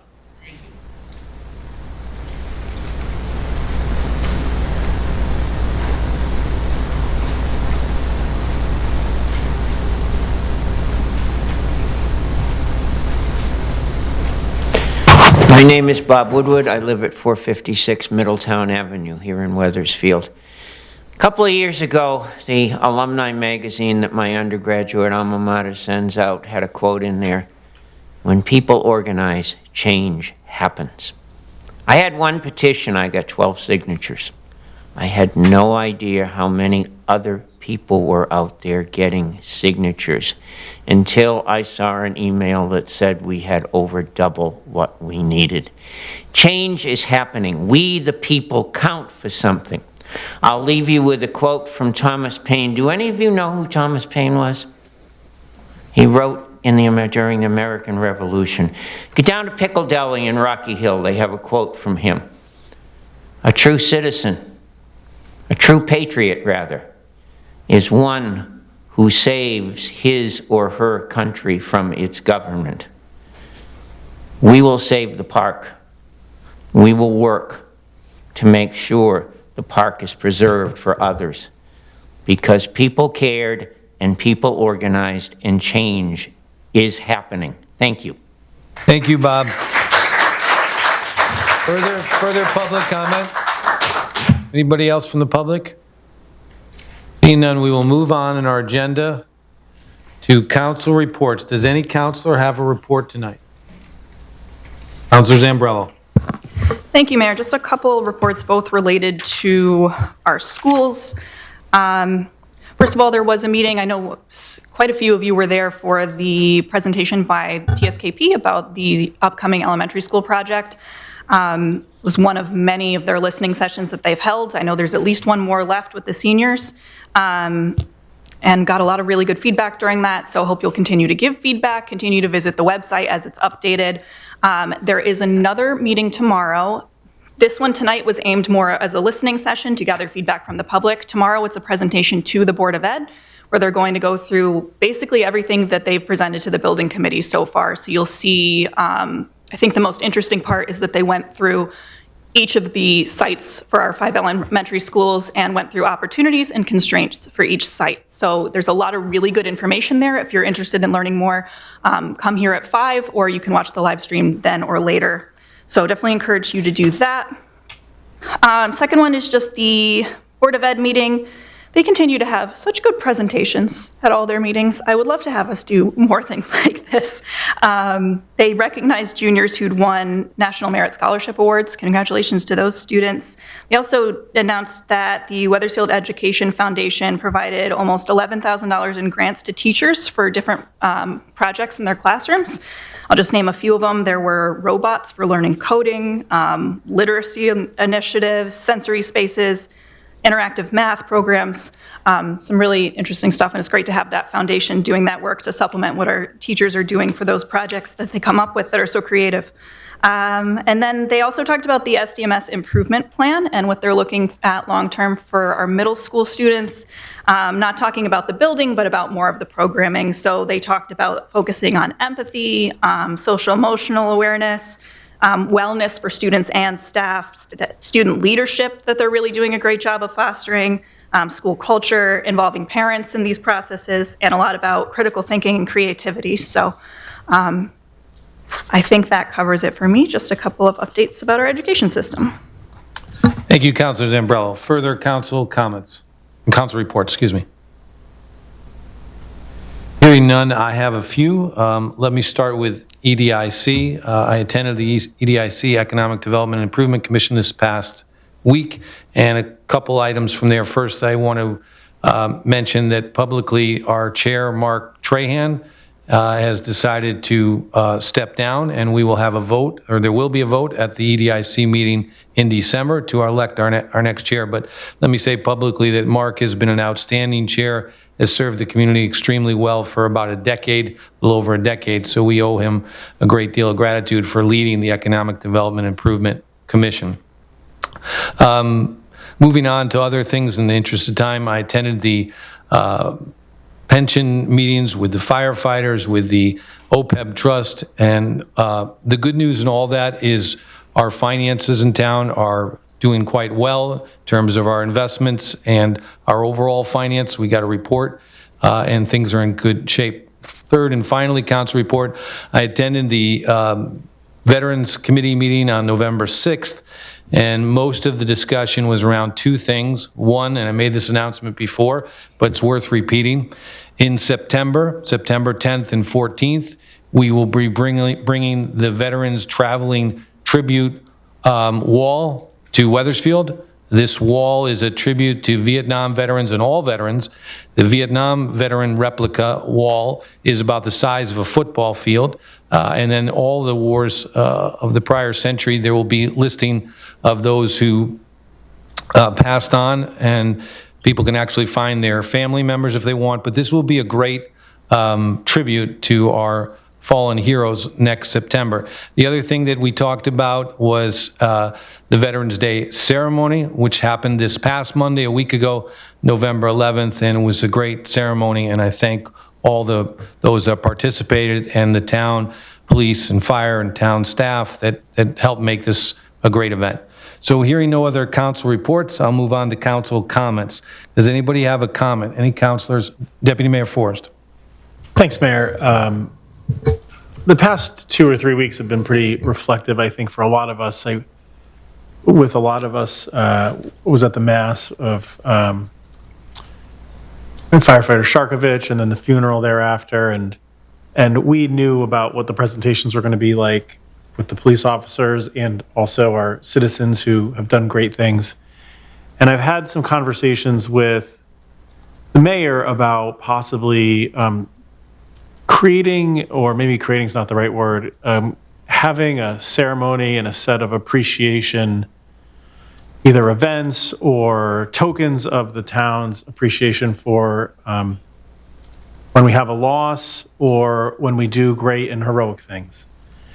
And I know that we do the, obviously we have the key to the town ceremonies, and we're just sort of in the conversations of, is it possible to enlarge either that process or another process to continue to encourage and thoughtfully recognize the people of our community that make our community as good as it is. And I'm working with the mayor on a couple items, and any other thoughts that the council or even the public might have to do that. I'm all ears to be able to continue to provide the appreciation that's necessary for those individuals. On that note, the firefighters memorial, which is down in Old Weathersfield, we do have, I believe there are 2 people on that plaque that have fallen in the line of duty. And I think that maybe through you to the town manager, we should obviously consider and start putting in the process to add Mr. Sharkovich's name to that plaque. And then while I was walking by it, and again, contemplative 2 or 3 weeks, obviously, perhaps it might be possible to even somehow just maybe the plaque or that particular memorial illuminate it at night, which I think might be a nice upgrade and maybe a nice sign of respect for those individuals. So perhaps if there is like, you could do that for whatever the money is, we might be able to do something that I think was honorable and recognizes the sacrifices. So that's sort of just, it's councilor comment, right? It's not a report in particular. I thought I would just share some of my thoughts. Thank you, Mayor. Thank you, Mr. Deputy Mayor. Further council comments? Councilor Bailey. The fire department will take care of that. We can support them financially and, being there, but the FD will take care of that. Yep. Thank you, Councilor Bailey. Councilor Rhodes. Just a reminder to everybody that in the next 5 to 6 weeks, there are all kinds of events coming up in Weathersfield. Holidays on Main is December 5th, and it is just a wonderful time when people can come together to celebrate the season during a very dark time of the year. So if you haven't been there before, consider coming. There's shuttles, I believe, from the community center and town hall. And then also something that is happening for the second time this year over at Laura's Garden by Mikey's Place is the second annual Carol Sing, which is on December 21st. I believe it's at 4 o'clock. And last year, the first time they did it, they had about 200 people of all ages come to just gather and be together and sing. And it was a really, really lovely event. And so if that's something that is interesting to you, I encourage you to come and join us this year. Thank you, Councilor Rhodes. I will add that I was there, and I'm a lousy singer, but Councilor Rhodes is a very good singer, and there are a lot of other wonderful carolers. And if you can join, it's certainly a nice community event. So thank you for that, Councilor Rhodes. Further council comment? Let me just add a few myself. This past week at the Silas Robbins house, we had the kickoff of the, I hope I get this right, Christmas Trail movie trail. Yeah, thank you. Christmas movie trail, which was great for the town of Weathersfield. We were the first one. We kicked it off. We had movie stars there. We had the governor, we had people from the Office of Tourism, and it was just a really nice event for Wethersfield, really good recognition for our town. And if you haven't been to the house, it's an absolutely beautiful house and decorated wonderfully for the holidays. Also mentioned, I had the opportunity to go to Boy Scouts Troop 85 meeting about a week and a half ago, and these young men do great work for the town, and we really appreciate what the Boy Scouts do, and we thank the parent volunteers, and it was great to be with them. Two more things. Tomorrow night, we have at Emerson Williams School at 6:30, we have WEC, Wethersfield Early Childhood Collaborative, annual meeting, and this will be a discussion, a follow-up discussion to previous discussions on the Anxious Generation book. You may remember this book is about how the phone and social media is impacting young people, and the book talks about the crisis among young people because of the social media. So anybody who wants to come tomorrow night, that is tomorrow night at 6:30 at Emerson Williams. And I'm trying to think if there's any, I know Councilor Roach, you mentioned the other ones on my list, so thank you. Does anybody else have any council comments? If not, I'm going to go Town Manager's report. Mr. Town Manager. Thank you, Mayor. Just real quickly, the Plan of Conservation Development is still in process. We had a public informational session in Charette a few weeks ago at Pitkin, and it was pretty well attended. We also have had several events. They've been, the consultants have been out at several events, including Porch Fest and Harvest Fest and some other things, gathering information. They've been the last few weeks doing focus group meetings on different topics for the plan. So meeting with people throughout the community about certain topics like economic development or cultural heritage, that type of thing. Those are going to be wrapping up soon, and then they're going to be doing a series of one-on-one interviews that they're arranging. But then after that, they're going to compile all this and begin to draft the plan. As we've mentioned a few times, on their website right now, which is WethersfieldVision2034.com. If you go there, you can click on the Take the Survey button. If you haven't done it yet, please do that, because we're going to be closing that in the next couple of weeks. And we really want everybody's input. Right now, I think we're close to 800 people have filled out that survey, which is good. I think we can do better. So again, all these interactions are important to make sure that this plan reflects what we want as a community moving forward, and this is going to really be our guiding document for the next 10 years. So we need you all to weigh in on that. So get up on the website if you can, and if you haven't yet, you can also just go up on the website and submit information if you don't want to take the full survey. So please get up there and do that. Thank you. Thank you, Mr. Town Manager. Town Clerk report, Sue? The November 2024 EDIC memo and report are included in the agenda packet for your review. And also, the town clerk's office issued 1,034 absentee ballots for the presidential election, and 952 of these ballots were returned and processed and submitted for counting on election day, which was in keeping with our about 92 and above. It was 92% this year, but it has been higher in the past, but we still do very well with getting most of them back. Thank you, Sue, and thank you to your office, the elections office, and all the poll workers that volunteered. I know this is the first time for early voting, and we had 2 weeks early voting, so thank you to, again, you, Sue, and your team, and all of the folks that worked on the last couple weeks. Appreciate it. So moving on, we have no bids. Item J, the consent agenda. Do I have a motion? Mr. Deputy Mayor. Thank you, Mayor. I move the consent agenda's approval. Second. Any discussion on the motion? Hearing none, all in favor, signify by saying aye. Aye. Aye. Anybody opposed? Motion carries. There is no item K, item L, there's no unfinished business. Item M1, do I have a motion? Mr. Deputy Mayor. Thank you, Mayor. I move to schedule the referendum of the qualified electors of the town of Wethersfield for December 10th, 2024, between the hours of 6 a.m. and 8 p.m.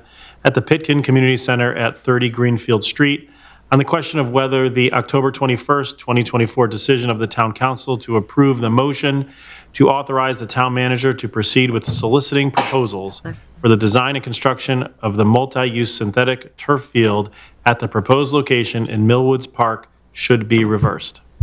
Thank you. Do I have a second? Second, by Councilor Clancy. Discussion on the motion. Anyone? Councilor Carbone, then Councilor Zambrello. Councilor Carbone. Hi, thank you, Mayor. I think we all need some clarification on the motion. So is this the exact wordage that's going on the referendum? Through the town manager. Or, yeah, whoever knows. I believe the town clerk has the actual language, and she can read that. And I apologize for my sniffling. I don't know what's happening, so. Okay, thank you. Lots of Sue, hand can you give us the language? Sure. So the ballot, the way it looks now, says the following question requires a yes or no vote. Vote by marking the appropriate box. A vote of yes will be against a vote authorizing the town manager to solicit proposals for the design and construction of the multi-use synthetic turf field at the proposed location in Millwoods Park. A vote of no will be a vote for authorizing the town manager to solicit proposals for the design and construction of the multi-use synthetic turf field at the proposed location in Millwoods Park. And the question reads, shall the motion to authorize the town manager to proceed with soliciting proposals for the design and construction of the multi-use synthetic turf field at the proposed location in Millwoods Park be reversed? So, thank you, Sue. Mr. Town Manager, do you have any explanation of that? Was that what the town attorney recommended? Can you? Correct, yeah. So the petition, and per the charter, can only be specific to the motion that the petition is against. So we have to use the exact wording of that motion.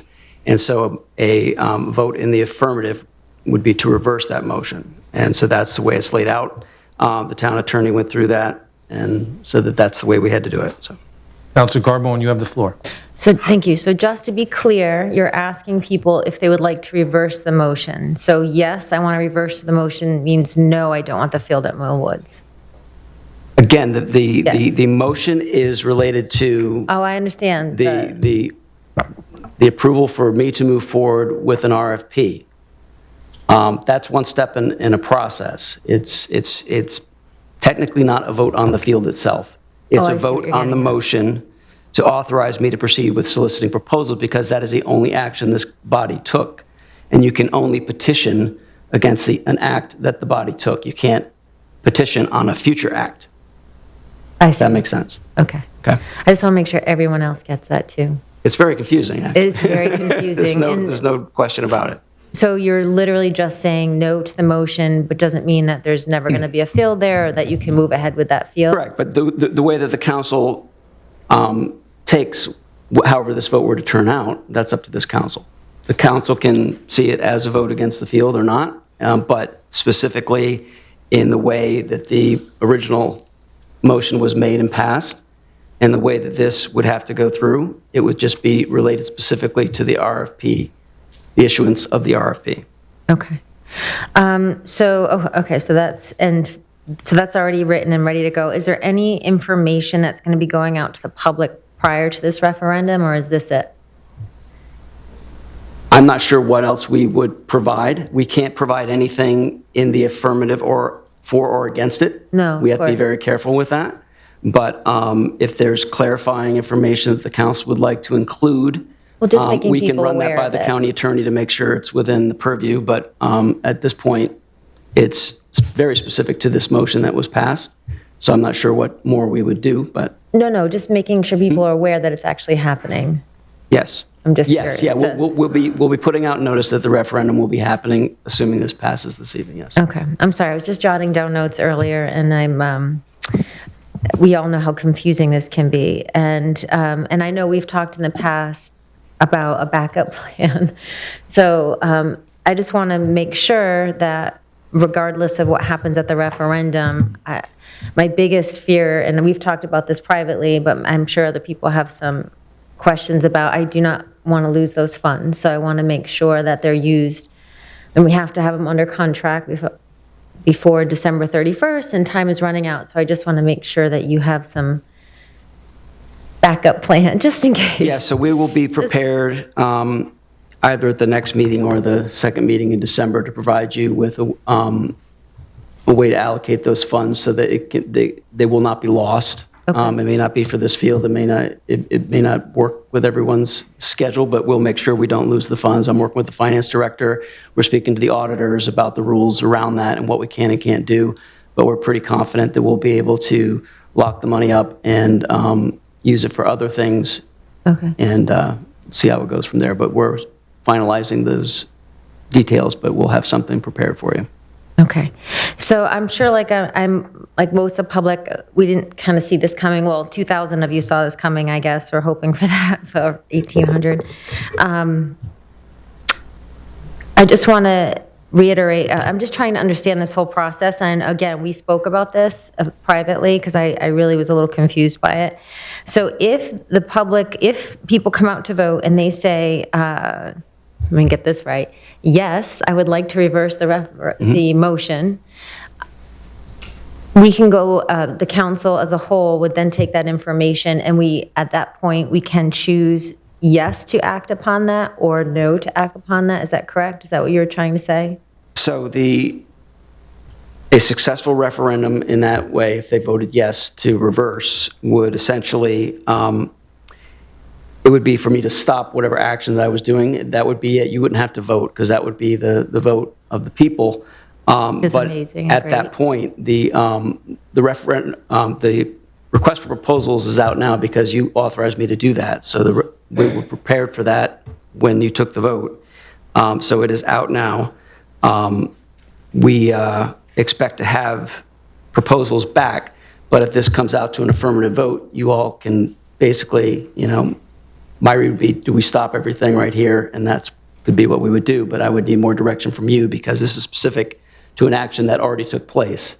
But again, the council can take this information to say, well, to me, it means this, and that's up to you all to direct me moving forward if we're going to take that next step. Because again, even if we get the proposals and there's proposals that we want to recommend back to you, that's another vote of this council. So you decide. Nothing's been decided on a field yet. This is just to go out for an RFP. You can see what the proposals come back. Maybe they're a lot more money than we have. Now, the money we had allocated was based upon estimates we had from our consultants saying we could do it for that amount of money. So it wasn't just pie in the sky, but things could have changed. And depending on the type of field that they propose, if we get any at all, it'll be determined by what those prices are. So you might say, no, we can't do that. Or you just might decide that if the majority of the voters say they don't want it, that you don't want to move forward. So, excuse me, I've got a cold and I keep losing my voice. Some water. Thanks. Councilor Carbone. I think that's great information for everybody to hear, so thank you so much for that. And I also agree with Mr. Woodward. I think what an amazing country we live in that when people organize and they can get things done. Like I said, we didn't expect to see this, but good for you. Good for you to make your voices heard, and hopefully we can all come to some kind of resolution that makes the whole town happy. Or not everyone's going to be happy, but hopefully we can come up with something that will satisfy most of our residents. Thank you, Councilor Carbone. Councilor Zambrello. Thank you, Mayor, and thank you, Councilor Carbone. You covered most of what I wanted to ask about. I just wanted to be super clear, too, about what people actually signed with this petition and what it actually does. So it is not on the Millwoods plan. It is not on a parking lot. It is not on a complex. It is just on the motion pertaining to this one field. Correct. Okay. And I hope that's what everybody understood that they were signing. I appreciate that people have organized to do this. Happy to support the referendum, and I'll respect the results of it. And I just want people to be really clear on what they're voting on. So please take into account what Councilor Carbone was asking and what the town manager has said, that this is not on a plan. It is, everything else in there is up for negotiation. It's up for discussion. None of that is finalized. We had to move on this particular part because of funding restrictions. So regardless of the outcome, everything else in that plan is fully able to be discussed between all of us and all of you. So thank you, and we'll be supporting this. Thank you, Councilor Zambrello. Further council comment? Deputy Mayor Forrest. Thanks. Through you to the town manager. I have concerns. The charter says the ordinance or resolution shall not take effect if a majority voting thereon shall vote in the negative. So the action was to go out for the RFP, right? So then the question is, the ordinance or resolution shall not take effect if a majority voting thereon shall vote in the negative. So that action should not take effect if the majority vote no. The action, conversely, the action should take effect if the majority vote yes. The opposite side of that coin. No, it's, yeah, sorry. So, Please, sir, you have, so please, you'll have a chance to talk again during public comment, please. So that's not what I heard from the town clerk necessarily. But that's what, so I'm trying to square what I heard with that. Read that again. Okay. Following such election or referendum, which we're about to have, the ordinance or resolution shall not take effect if the majority voting thereon shall vote in the negative. Such majority existing of at least 5% of the total number of electors. So, the ordinance or resolution, if we have this vote and it votes no, then the resolution shall not take effect. But I feel like I heard the opposite from the town clerk. I'm just telling you, I don't write those things, and we turned it over to the town attorney. I can consult with him about that specific language and see if it needs to be different. That hasn't been, that's not in, we just gave you a draft of what was provided to us, because this all happened very quickly. Yeah. But I'm happy to circle back with him tomorrow, and we can try to refine that. So when you're talking about, you were just talking, the clerk read a description, I suppose, versus what? Here.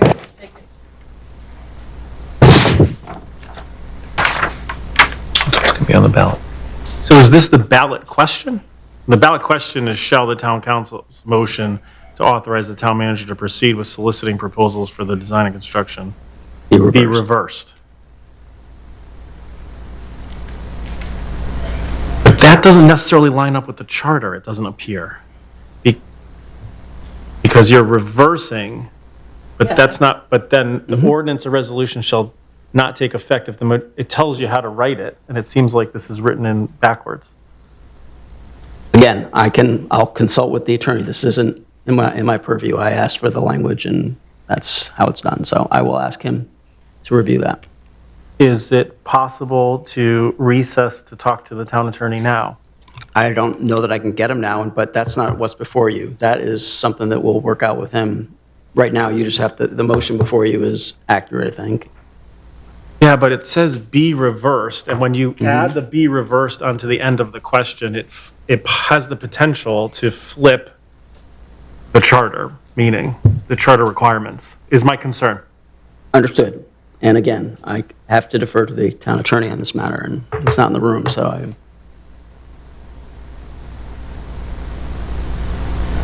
I'd recommend we recess and get the town attorney on the phone. I think there's a concern here that in the way the language is written, maybe, I'm just quickly talking about this, may be contrary to the way the charter requires it to be written. I get the question says be reversed, but the charter also indicates that there's a specific way to write it so that the resolution, if it's a yes vote by the people, we move forward with what was passed. If it's a no vote by the people, then the ordinance or resolution fails. The charter seems to be pretty specific, and the way this is written, it reverses exactly what the charter says. It appears. This is not a legal opinion. Yeah. It's just trying to ensure that we have the proper language according to the charter. But again, that's a ballot question that we can work out. I think the intent of the motion before you now, it's about setting the date and doing that, but we can address all that with the town attorney. I don't think the motion is against the charter because it says that you shall. It's referring to the actual referendum. This is to set a referendum. It is not to set the language on the ballot. Okay, so this was created, which is a draft, I guess? Mm-hmm. The ballot question. A draft of the ballot question? Yes. So we're setting a referendum, but we're not setting a ballot question. Is that accurate? Because we're setting the ballot question, which is the bold part here. This is the ballot question in bold on the bottom. So are we being clear that we're not setting a ballot question? I don't understand your question. I'll be honest with you. That was a very confusing question. So there's a motion to schedule a referendum, obviously, Mm-hmm. about the question presented before us and whether it should be reversed. But I guess I'm wanting to be clear with this vote that we are not necessarily, or maybe we are, that's the clarity, setting the actual question. No. We're merely setting that a referendum on this action be held. Correct. The petition itself stated that it was to have this action reversed. That's the language directly from the petition that people signed. Yeah, but And that's what's on here. Yeah, So to set the referendum for that, how we word it, I'll work with the attorney, we'll make sure that it's the way it should be per the charter and clear. So, and I'm just so we're clear. Mm-hmm. We're not setting the actual question, we're just setting the fact that there's going to be a referendum on the action that the town council took. It will have the wording with respect to the motion that was taken, yes. It'll have that specific language, and how it's laid out on the ballot, we'll work with the town attorney to make sure it complies with the town charter. And is as clear as we can make it. Okay. Thank you very much. Deputy Mayor Forrest. Thank you. Thank you for your time. Further council comments or questions? I will just say, first of all, thank you to all the people that are here and not here who have spoken out. Thank you, the people that organized and get a petition. I'm going to support this, leave it up to the voters. That's what democracy is all about. I understand the passionate feelings that people have tonight, and I appreciate them. And if we pass this tonight, then it will go to referendum on December 10th. The town attorney will work on the ballot question of the language. Our action is mainly to move it to a referendum with a specific date, which is December 10th, in my understanding, from 6 a.m. to 8 p.m. at Pitkin. So if there are no further comments or questions, I'm going to call the vote. Okay, it's all right. I'm sorry, just as you were speaking. Councilor Carbone. Will you post the question on the website when you post the date?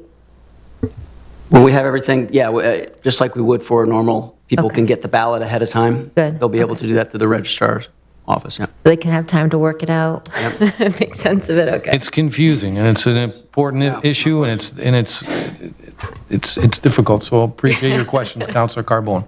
Does anybody else, before we call the question for a vote? Okay. All in favor of the motion signify by saying aye. Aye. Opposed? Nay. Nay. Any abstentions? Sue, do you have the vote? Yes. Okay, motion passes, and we will move on to the next item on the agenda. Thank you. I'll just catch up, all right? So we are on item N1. Mr. Town Manager. Thank you, Mayor. This item is for Resolution 24-010, and it's to authorize the town to apply for a grant for the Materials Management Infrastructure Grant Program, and that's for the purchase of land to support an organics recycling facility. This is just a grant to see if it's possible to pursue this property for this purpose. The property is off of Russell Road. It's owned by the state. The state is preparing to offer that for sale. So we want to see if we can get grant money, perhaps to purchase it for this purpose. This grant is specifically for waste management diversion from our waste stream, and this project would fit in with that proposal. So that's what this is for. This is for introduction only. We'll be giving you more detail at the next meeting for the public hearing. Thank you, Mr. Town Manager. For introduction only, but does any councilors have any questions or comments about this item? Hearing none, we will move on to our second public comment session. I will ask again that you state your name. You have 5 minutes, name and address for the record. You have 5 minutes. So at this time, I will open it up for public comment again. And the first hand I see up, Marion, you're up first. Thank you.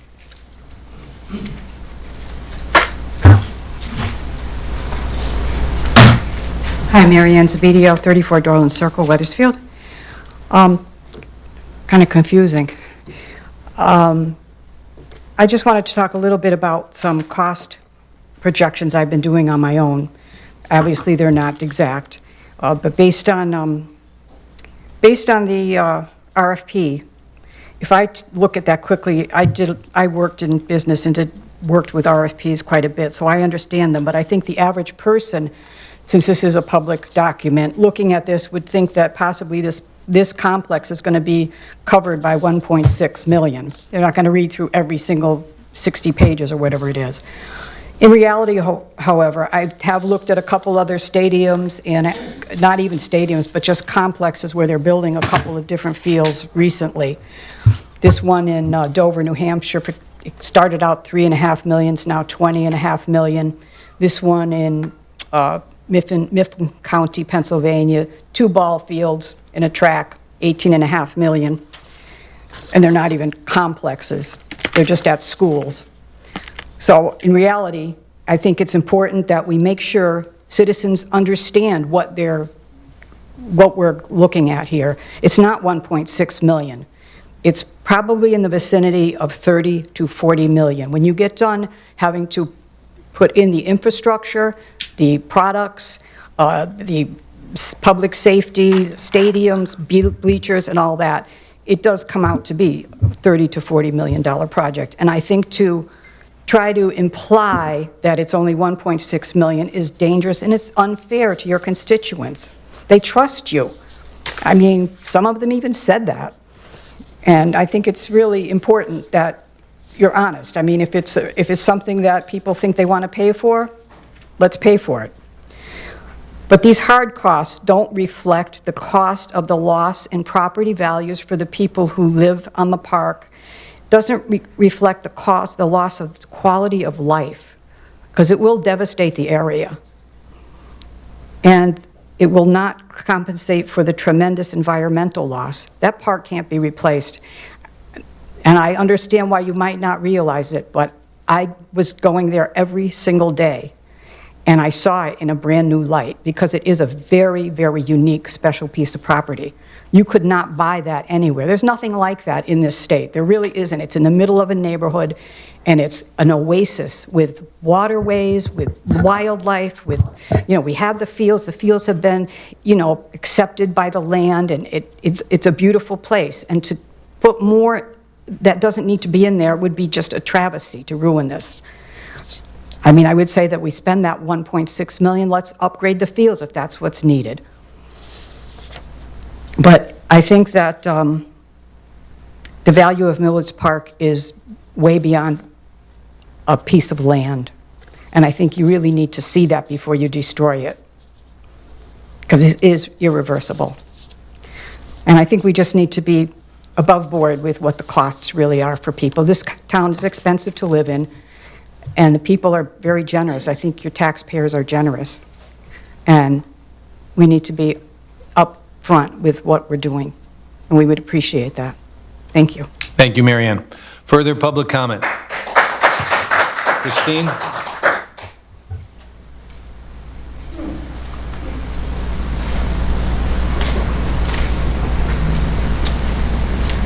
Christine Kelly, Lacella, 37 Belmont Street. I'd like to meet this town attorney guy, because he seems a little sneaky. I don't like the wording of any of that. I think it's unfair to everybody. Reverse the motion. You all do it all the time. You say, well, we're going to change this. Change it.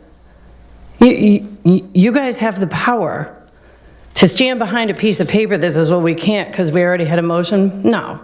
Change it and make it sensible for people. Or for God's sake, do the right thing. And the right thing is not to destroy Mill Woods. I'm all for athletic fields. I have kids who have played sports in this town. My older son still plays softball here. I grew up you know, going to all the games and stuff. But I'm going to read to you, and some of you may have read it, from weathersfieldhistory.org about Millwoods Park. I'm not going to read the whole thing, but it was a letter to the editor of the Hartford Courant on March 25th, 1944. And I'm only going to share one part. The priceless value of such a spot to the community at large is immediately apparent. We have in our reaches a piece of property whose acreage includes wood dales, ponds, and brooks that less fortunate towns would spend a mill to acquire.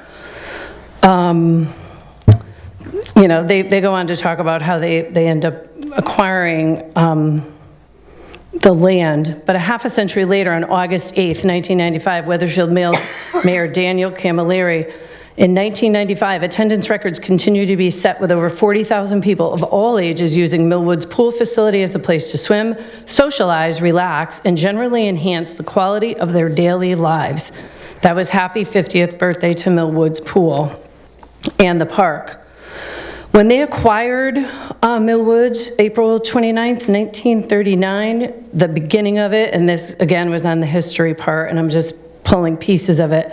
1939, Frederick I. Griswold deeded 6.25 acres of Wethersfield with the stipulation, acres to the town of Wethersfield with the stipulation the land be used for park purposes, reverting to him or his heirs should that not occur. According to the Hartford Daily Courant, the land in question consists of woodland, almost entirely free of underbrush, intersected at one end by the stream known as Two Stone Mill, blah, blah, blah, blah, blah. But there was an intent for this park, and I fall back on, I always say, you know, we are a town rich in history and tradition, and, you know, it's not old Wethersfield, it's in the center of our town for everybody. And again, don't put this feather in your cap. People will remember. You don't want to ruin that park and that beautiful area. And why not change the referendum on Keisha Farm? How come that hasn't gotten thrown up? And I know I'm probably you guys are sick of hearing me say it, but if the people up on Highland Street didn't want a field, well, maybe you should do that referendum over and see how the vote goes, because maybe we shouldn't have bought Keisha. I attended the meeting before this about the schools. I appreciated the group that was here, but we want schools, we want to fix schools, we need to do something with the community center. I 100% agree. Where's the money coming from? And listening to the woman in back, she's got numbers, and people are doing their research on this. How are we going to fix all our schools? I think that money should go to our schools. It should go to senior centers. It should go to a grass field. But I keep repeating, in 2018, Amy Bello did not have ARPA money. So how was she putting a field up at Keisha? Do what she was intending to do. Because Santa Claus ain't coming giving us anything. Somebody's got to find the money. And this is Wethersfield. It's our little town. It's all of ours. And some of us don't have the ability that we can withstand the raise in the taxes that you all are looking at. And I can't believe that most of you sit up here and really seriously think that we should put that field down there. It's I don't want to say it's embarrassing, but it's wrong. And you should do what is right. And I say it all the time, what's right is right, and this is all wrong. Do Keisha. Thank you, Christine. Thank you, Christine. Further public comment? Anybody else from the public? Tom?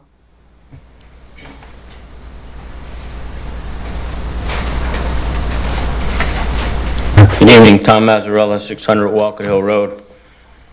I want to go back to a comment that Councilor Zambrella brought up about what this referendum question is.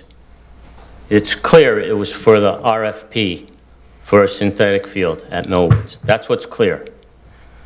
On November 4th, the town issued a bid spec to install a synthetic field at Millwoods. And I'm going to read you an excerpt of that. The main components of the project include multi-sport synthetic turf field drainage systems, to collect stormwater runoff from the field with low-impact development features for treatment, fences and gates to control field access, underground utility conduits for future field lights. Secondary components may include pedestrian paths, trails to connect the fields to existing and other park amenities, multi-sport scoreboard, associated sports goals, safety netting, bleachers, underground utility conduits for scoreboard, press box, shed, and security system, security cameras, field maintenance equipment shed, trees and landscaping within the project area, conceptual design of future parking areas. So the bid spec outlines what this project is. It's not just a synthetic field. You can spin it any way you want. Your fiance was there. He stood by me when I was talking to a person right out here in the parking lot beyond the 75-foot line.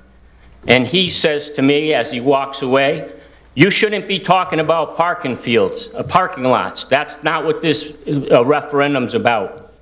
He's wrong. I'm right. Thank you. Thank you, John. Thank you, Tom. Is there any further public comment? Mr. Young.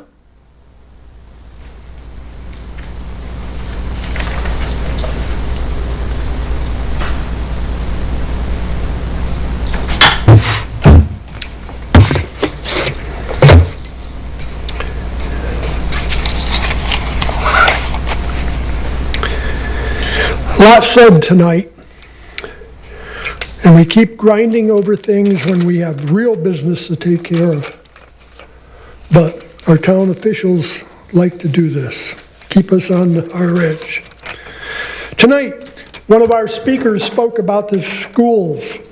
As a matter of fact, it might have been one of the first speakers, and how, there was some negative comments that speaker made. I took a tour. I took a tour of the 5 schools, 5 elementary schools, back when the superintendent planned on showing the public what the schools were like. And I know a couple of you folks sitting here tonight were also there. I thought Highcrest was in nice shape. It looked good. Yeah, there were some big barrels, and the mention was that there was rain that came in. There was also something to do with a radiator that could not get parts for, and that was a big issue. They spoke about a couple other items, all minor things. We went on to the web school. That was in nice shape. The only thing was the windows looked terrible, because those were the same windows that I saw back in 2005 when we had a tour before that referendum. And I used to go to the building committee meetings, and of course I saw those windows. And that was 2005. Here we are, 2024. 19 years later, the stupid windows are still there. They're still there. You know how much money we have lost because the building committee did not replace those windows over all these years? How much coolant went out those windows through the cracks and whatever else? Totally mismanagement by this town and the councils that we had. They also, I think once, applied for a grant to do something with replacing those windows at web school. But again, nothing happened. Maybe the grant was similar to the 2 grants that you applied for the senior center that failed, that didn't bring in anything, which says a lot again about our town and our leadership. We went on to Emerson Williams. I don't know why we're talking about renovating these buildings. They were nice looking buildings. And inside they were painted, they looked gorgeous. Yeah, they had a couple small items here and there. Fix them. We got that, again, I come back to the radiator. But Then we went on a couple days, I guess the next night, we went to Hamner, and then we went to Charles Wright. The Hamner school was so-so. Yeah, it wasn't as great. The principal, I think he is the fault of it. In talking to him and listening to him, he should be dismissed. We went on to the Charles Wright School.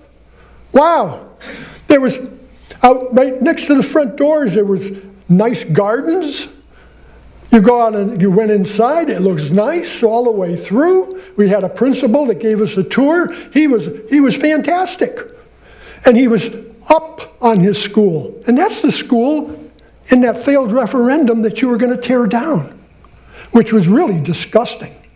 That was a nice school. And here we are. We want to spend more money for something that we don't need to spend our money on. Over the years, the Board of Education has received money to put things, to do improvements. While we were in there, oh, look at this floor, we just put it in. Oh, look at this over here, we just did this. Maybe this is why it looks so good, all these different buildings. But the roof. The roof at Highcrest School, and I know my time is running out, and you folks on September 3rd, 2024 approved to put a new roof on the media center of Highcrest at the cost of $158,000 and not to exceed $185,000. Please wrap up. Please summarize. Your time is up, Mr. Young. Well, I'm going to come back and continue because I mean, granted, we have all these other subjects that we're talking about. Thank you, Mr. Young. And we end up losing. Thank you, Mr. Young. Further council comment, further public comment, sorry. Further public comment, anyone? Chris? Yes, in the back after.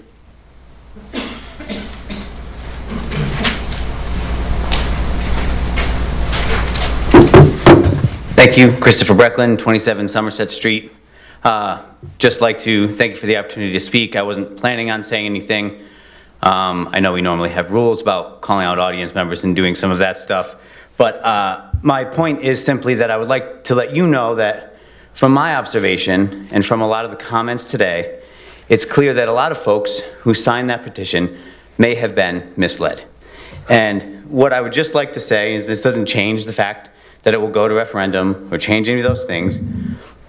But the petition very clearly reads, the undersigned qualified electors of the town of Wethersfield, pursuant to section 309 of the charter of the town of Wethersfield, hereby request that the motion approved by the Wethersfield Town Council on October 21st, 2024, to authorize the town manager to proceed with soliciting proposals for the design design and construction of the multi-use synthetic turf field at the proposed location in Mill Woods be submitted to referendum of the qualified electors of the town of Wethersfield on a date set by the town council as approved by section 309 of the charter to determine whether said motion shall be reversed. Nothing in there references parking lots, the town plan, or the master plan for the park, or a lot of the details that people are particularly upset about. If you look on Facebook, if you were here listening to different volunteers in this parking lot explain what they were signing in that petition, they were being misinformed with additional information not covered under that petition. And so I would just like to make it clear for the public record and for your knowledge that a lot of people who signed up for that petition potentially did not understand what they were signing, because even though they could have read it in there, they were told a different thing to solicit their signatures. And so I think it's very important that that be made clear and that everyone understands. So thank you very much. Thank you, Chris. Further public comment? Well, Mike, you're yep.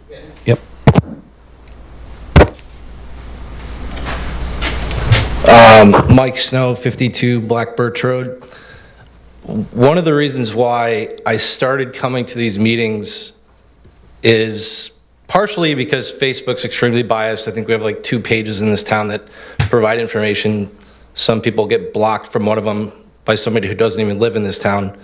And it's the only place I could come to listen to people who might have a different opinion than me, but actually hear them and not just read it on Facebook in a feed of hearsay, right? So if nothing else, you have to find a way that voting yes means you want the field, and voting no means you don't want the field.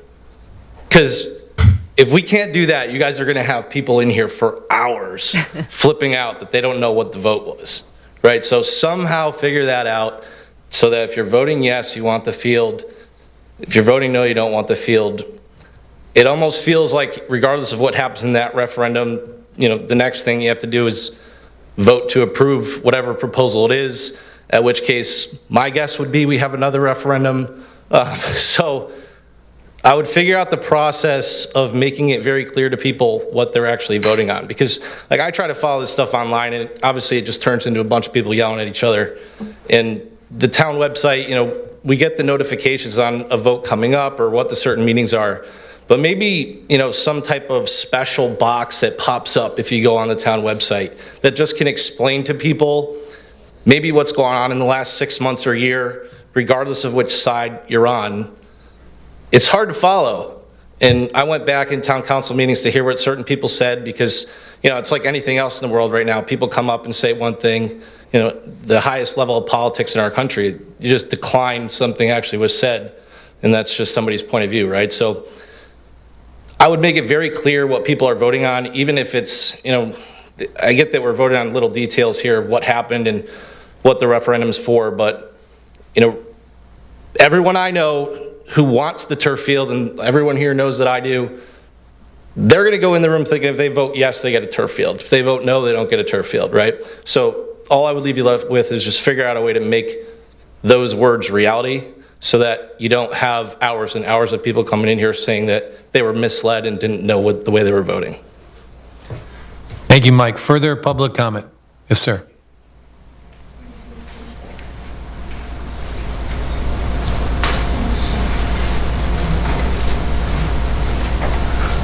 Mike Betts, 187 Grizzled Road. I heard some comments here just that I have to rebut.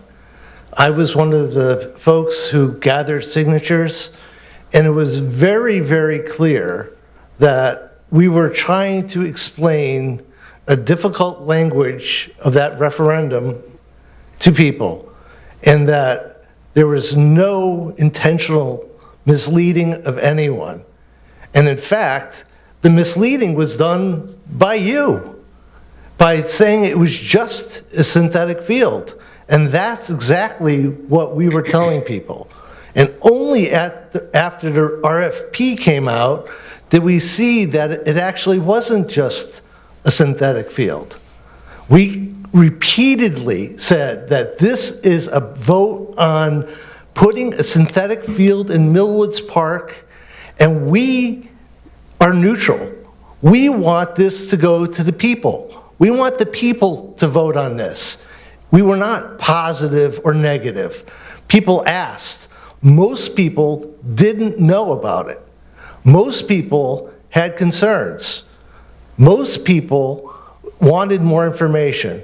And I strongly do agree with the last speaker who said we need to have this language very clear. Because when we were collecting signatures, we had a lot of explaining to do. You're yourself tonight, very confusing. So if we can't change the language of the actual text, perhaps we can make it crystal clear in the explanation. And furthermore, I will say, I think this is how we got in trouble with Keisha, right? I voted for Keisha, not privy to what happened here or all the discussions. And it started with open space. So I voted for open space and recreational use. Yeah, that sounds like, you know, trails, right? So I really strongly encourage you to make it crystal clear to the voters that what they're voting on, so we get an accurate pulse of the town. Thank you. Thank you, Mike. Further public comment? Anybody else from the public? Seeing, oh, yep, Jim.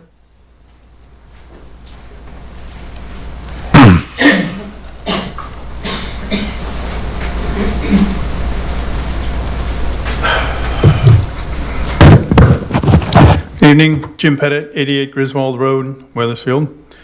Like so many speakers before me, first of all, thank you. That as I stand here, I see the town seal, I see the American flag, and democracy is strong in Weathersfield, and that's a beautiful thing. And I mean that sincerely. My confusion, or concern is the right word, concern, is that there was confusion. I think the council was discussing it for almost 15 minutes. And if all of you are concerned and confused about it, how are the voters going to act on it? They don't know which way to vote. Should I vote yes for this? This means this. No means that. I believe it's the town clerk's responsibility and the town attorney's responsibility to make it clear as to what we're voting on, what the wording of the petition should be. And that's what we went forward on. When I approached people to sign the petition, it was very simple. This is a large tax dollar expenditure. And you as a taxpayer should decide what happens with your tax dollars. That's all that I said. I didn't get into how I felt about it, what they felt about it, sports-minded or not. It was more of just, this is a vote that should be done by the people. That's all I'm asking. There's another issue that comes up as well. Some weeks back, some meetings back, there was a handout, and it described it listed some of the expenditures that ARPA funds have gone through.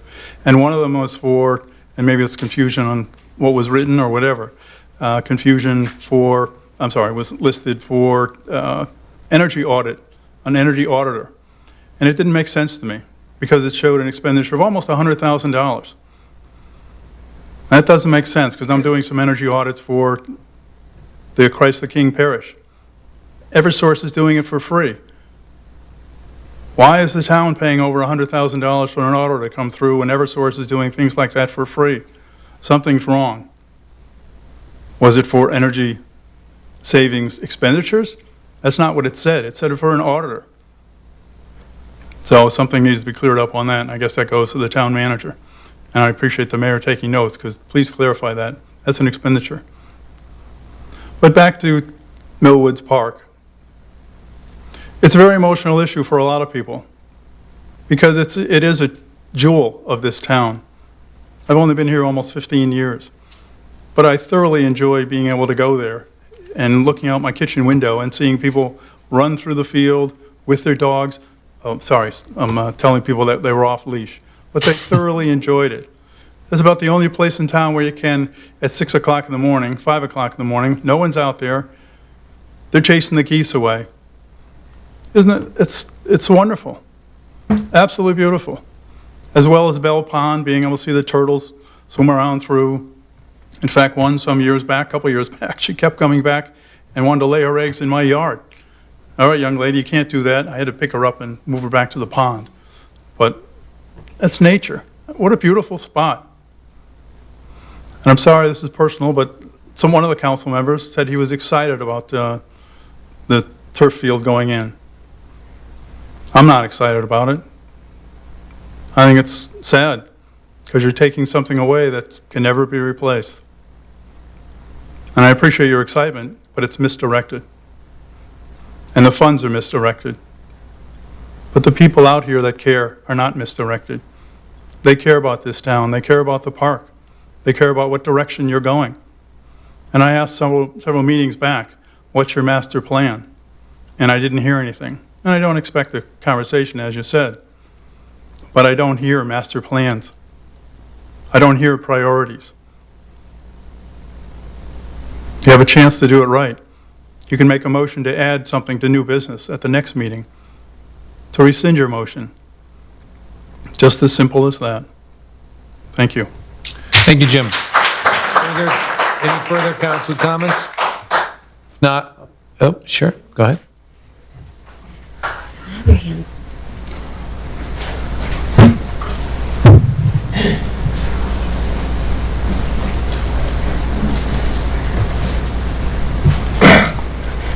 Steve Kelly, 29 Old Smithy Lane. I just want to point out one thing to start. Something that all you people should remember. Way back when, before Mayor Elric came in, they used to have 3 people up there representing everybody. So when something big went on, you'd have a town meeting. So you're not here to rule, you're really here to represent, because now that the town got bigger, you can't fit 26,000 people in here. When it was smaller, they could get away with that. So your function is just to listen to all these people, not be listening to your various town committees unless they're talking to you as private citizens, and go with and react to what people bring to you and say.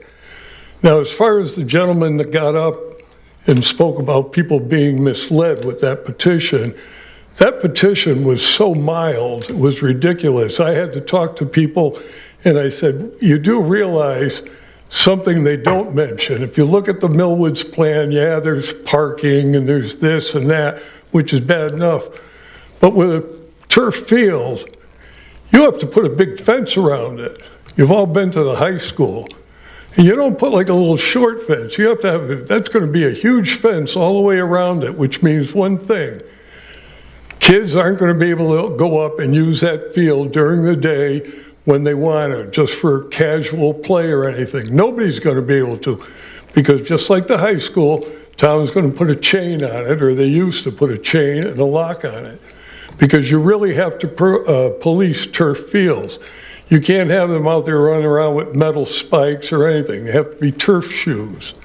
So there's going to be a lot more going on there than just putting a turf field in. You're going to, like the guy said, you're not going to have a view. You're going to be looking at a fence, whether it's 6 or 8 feet high, and that's going to be a problem.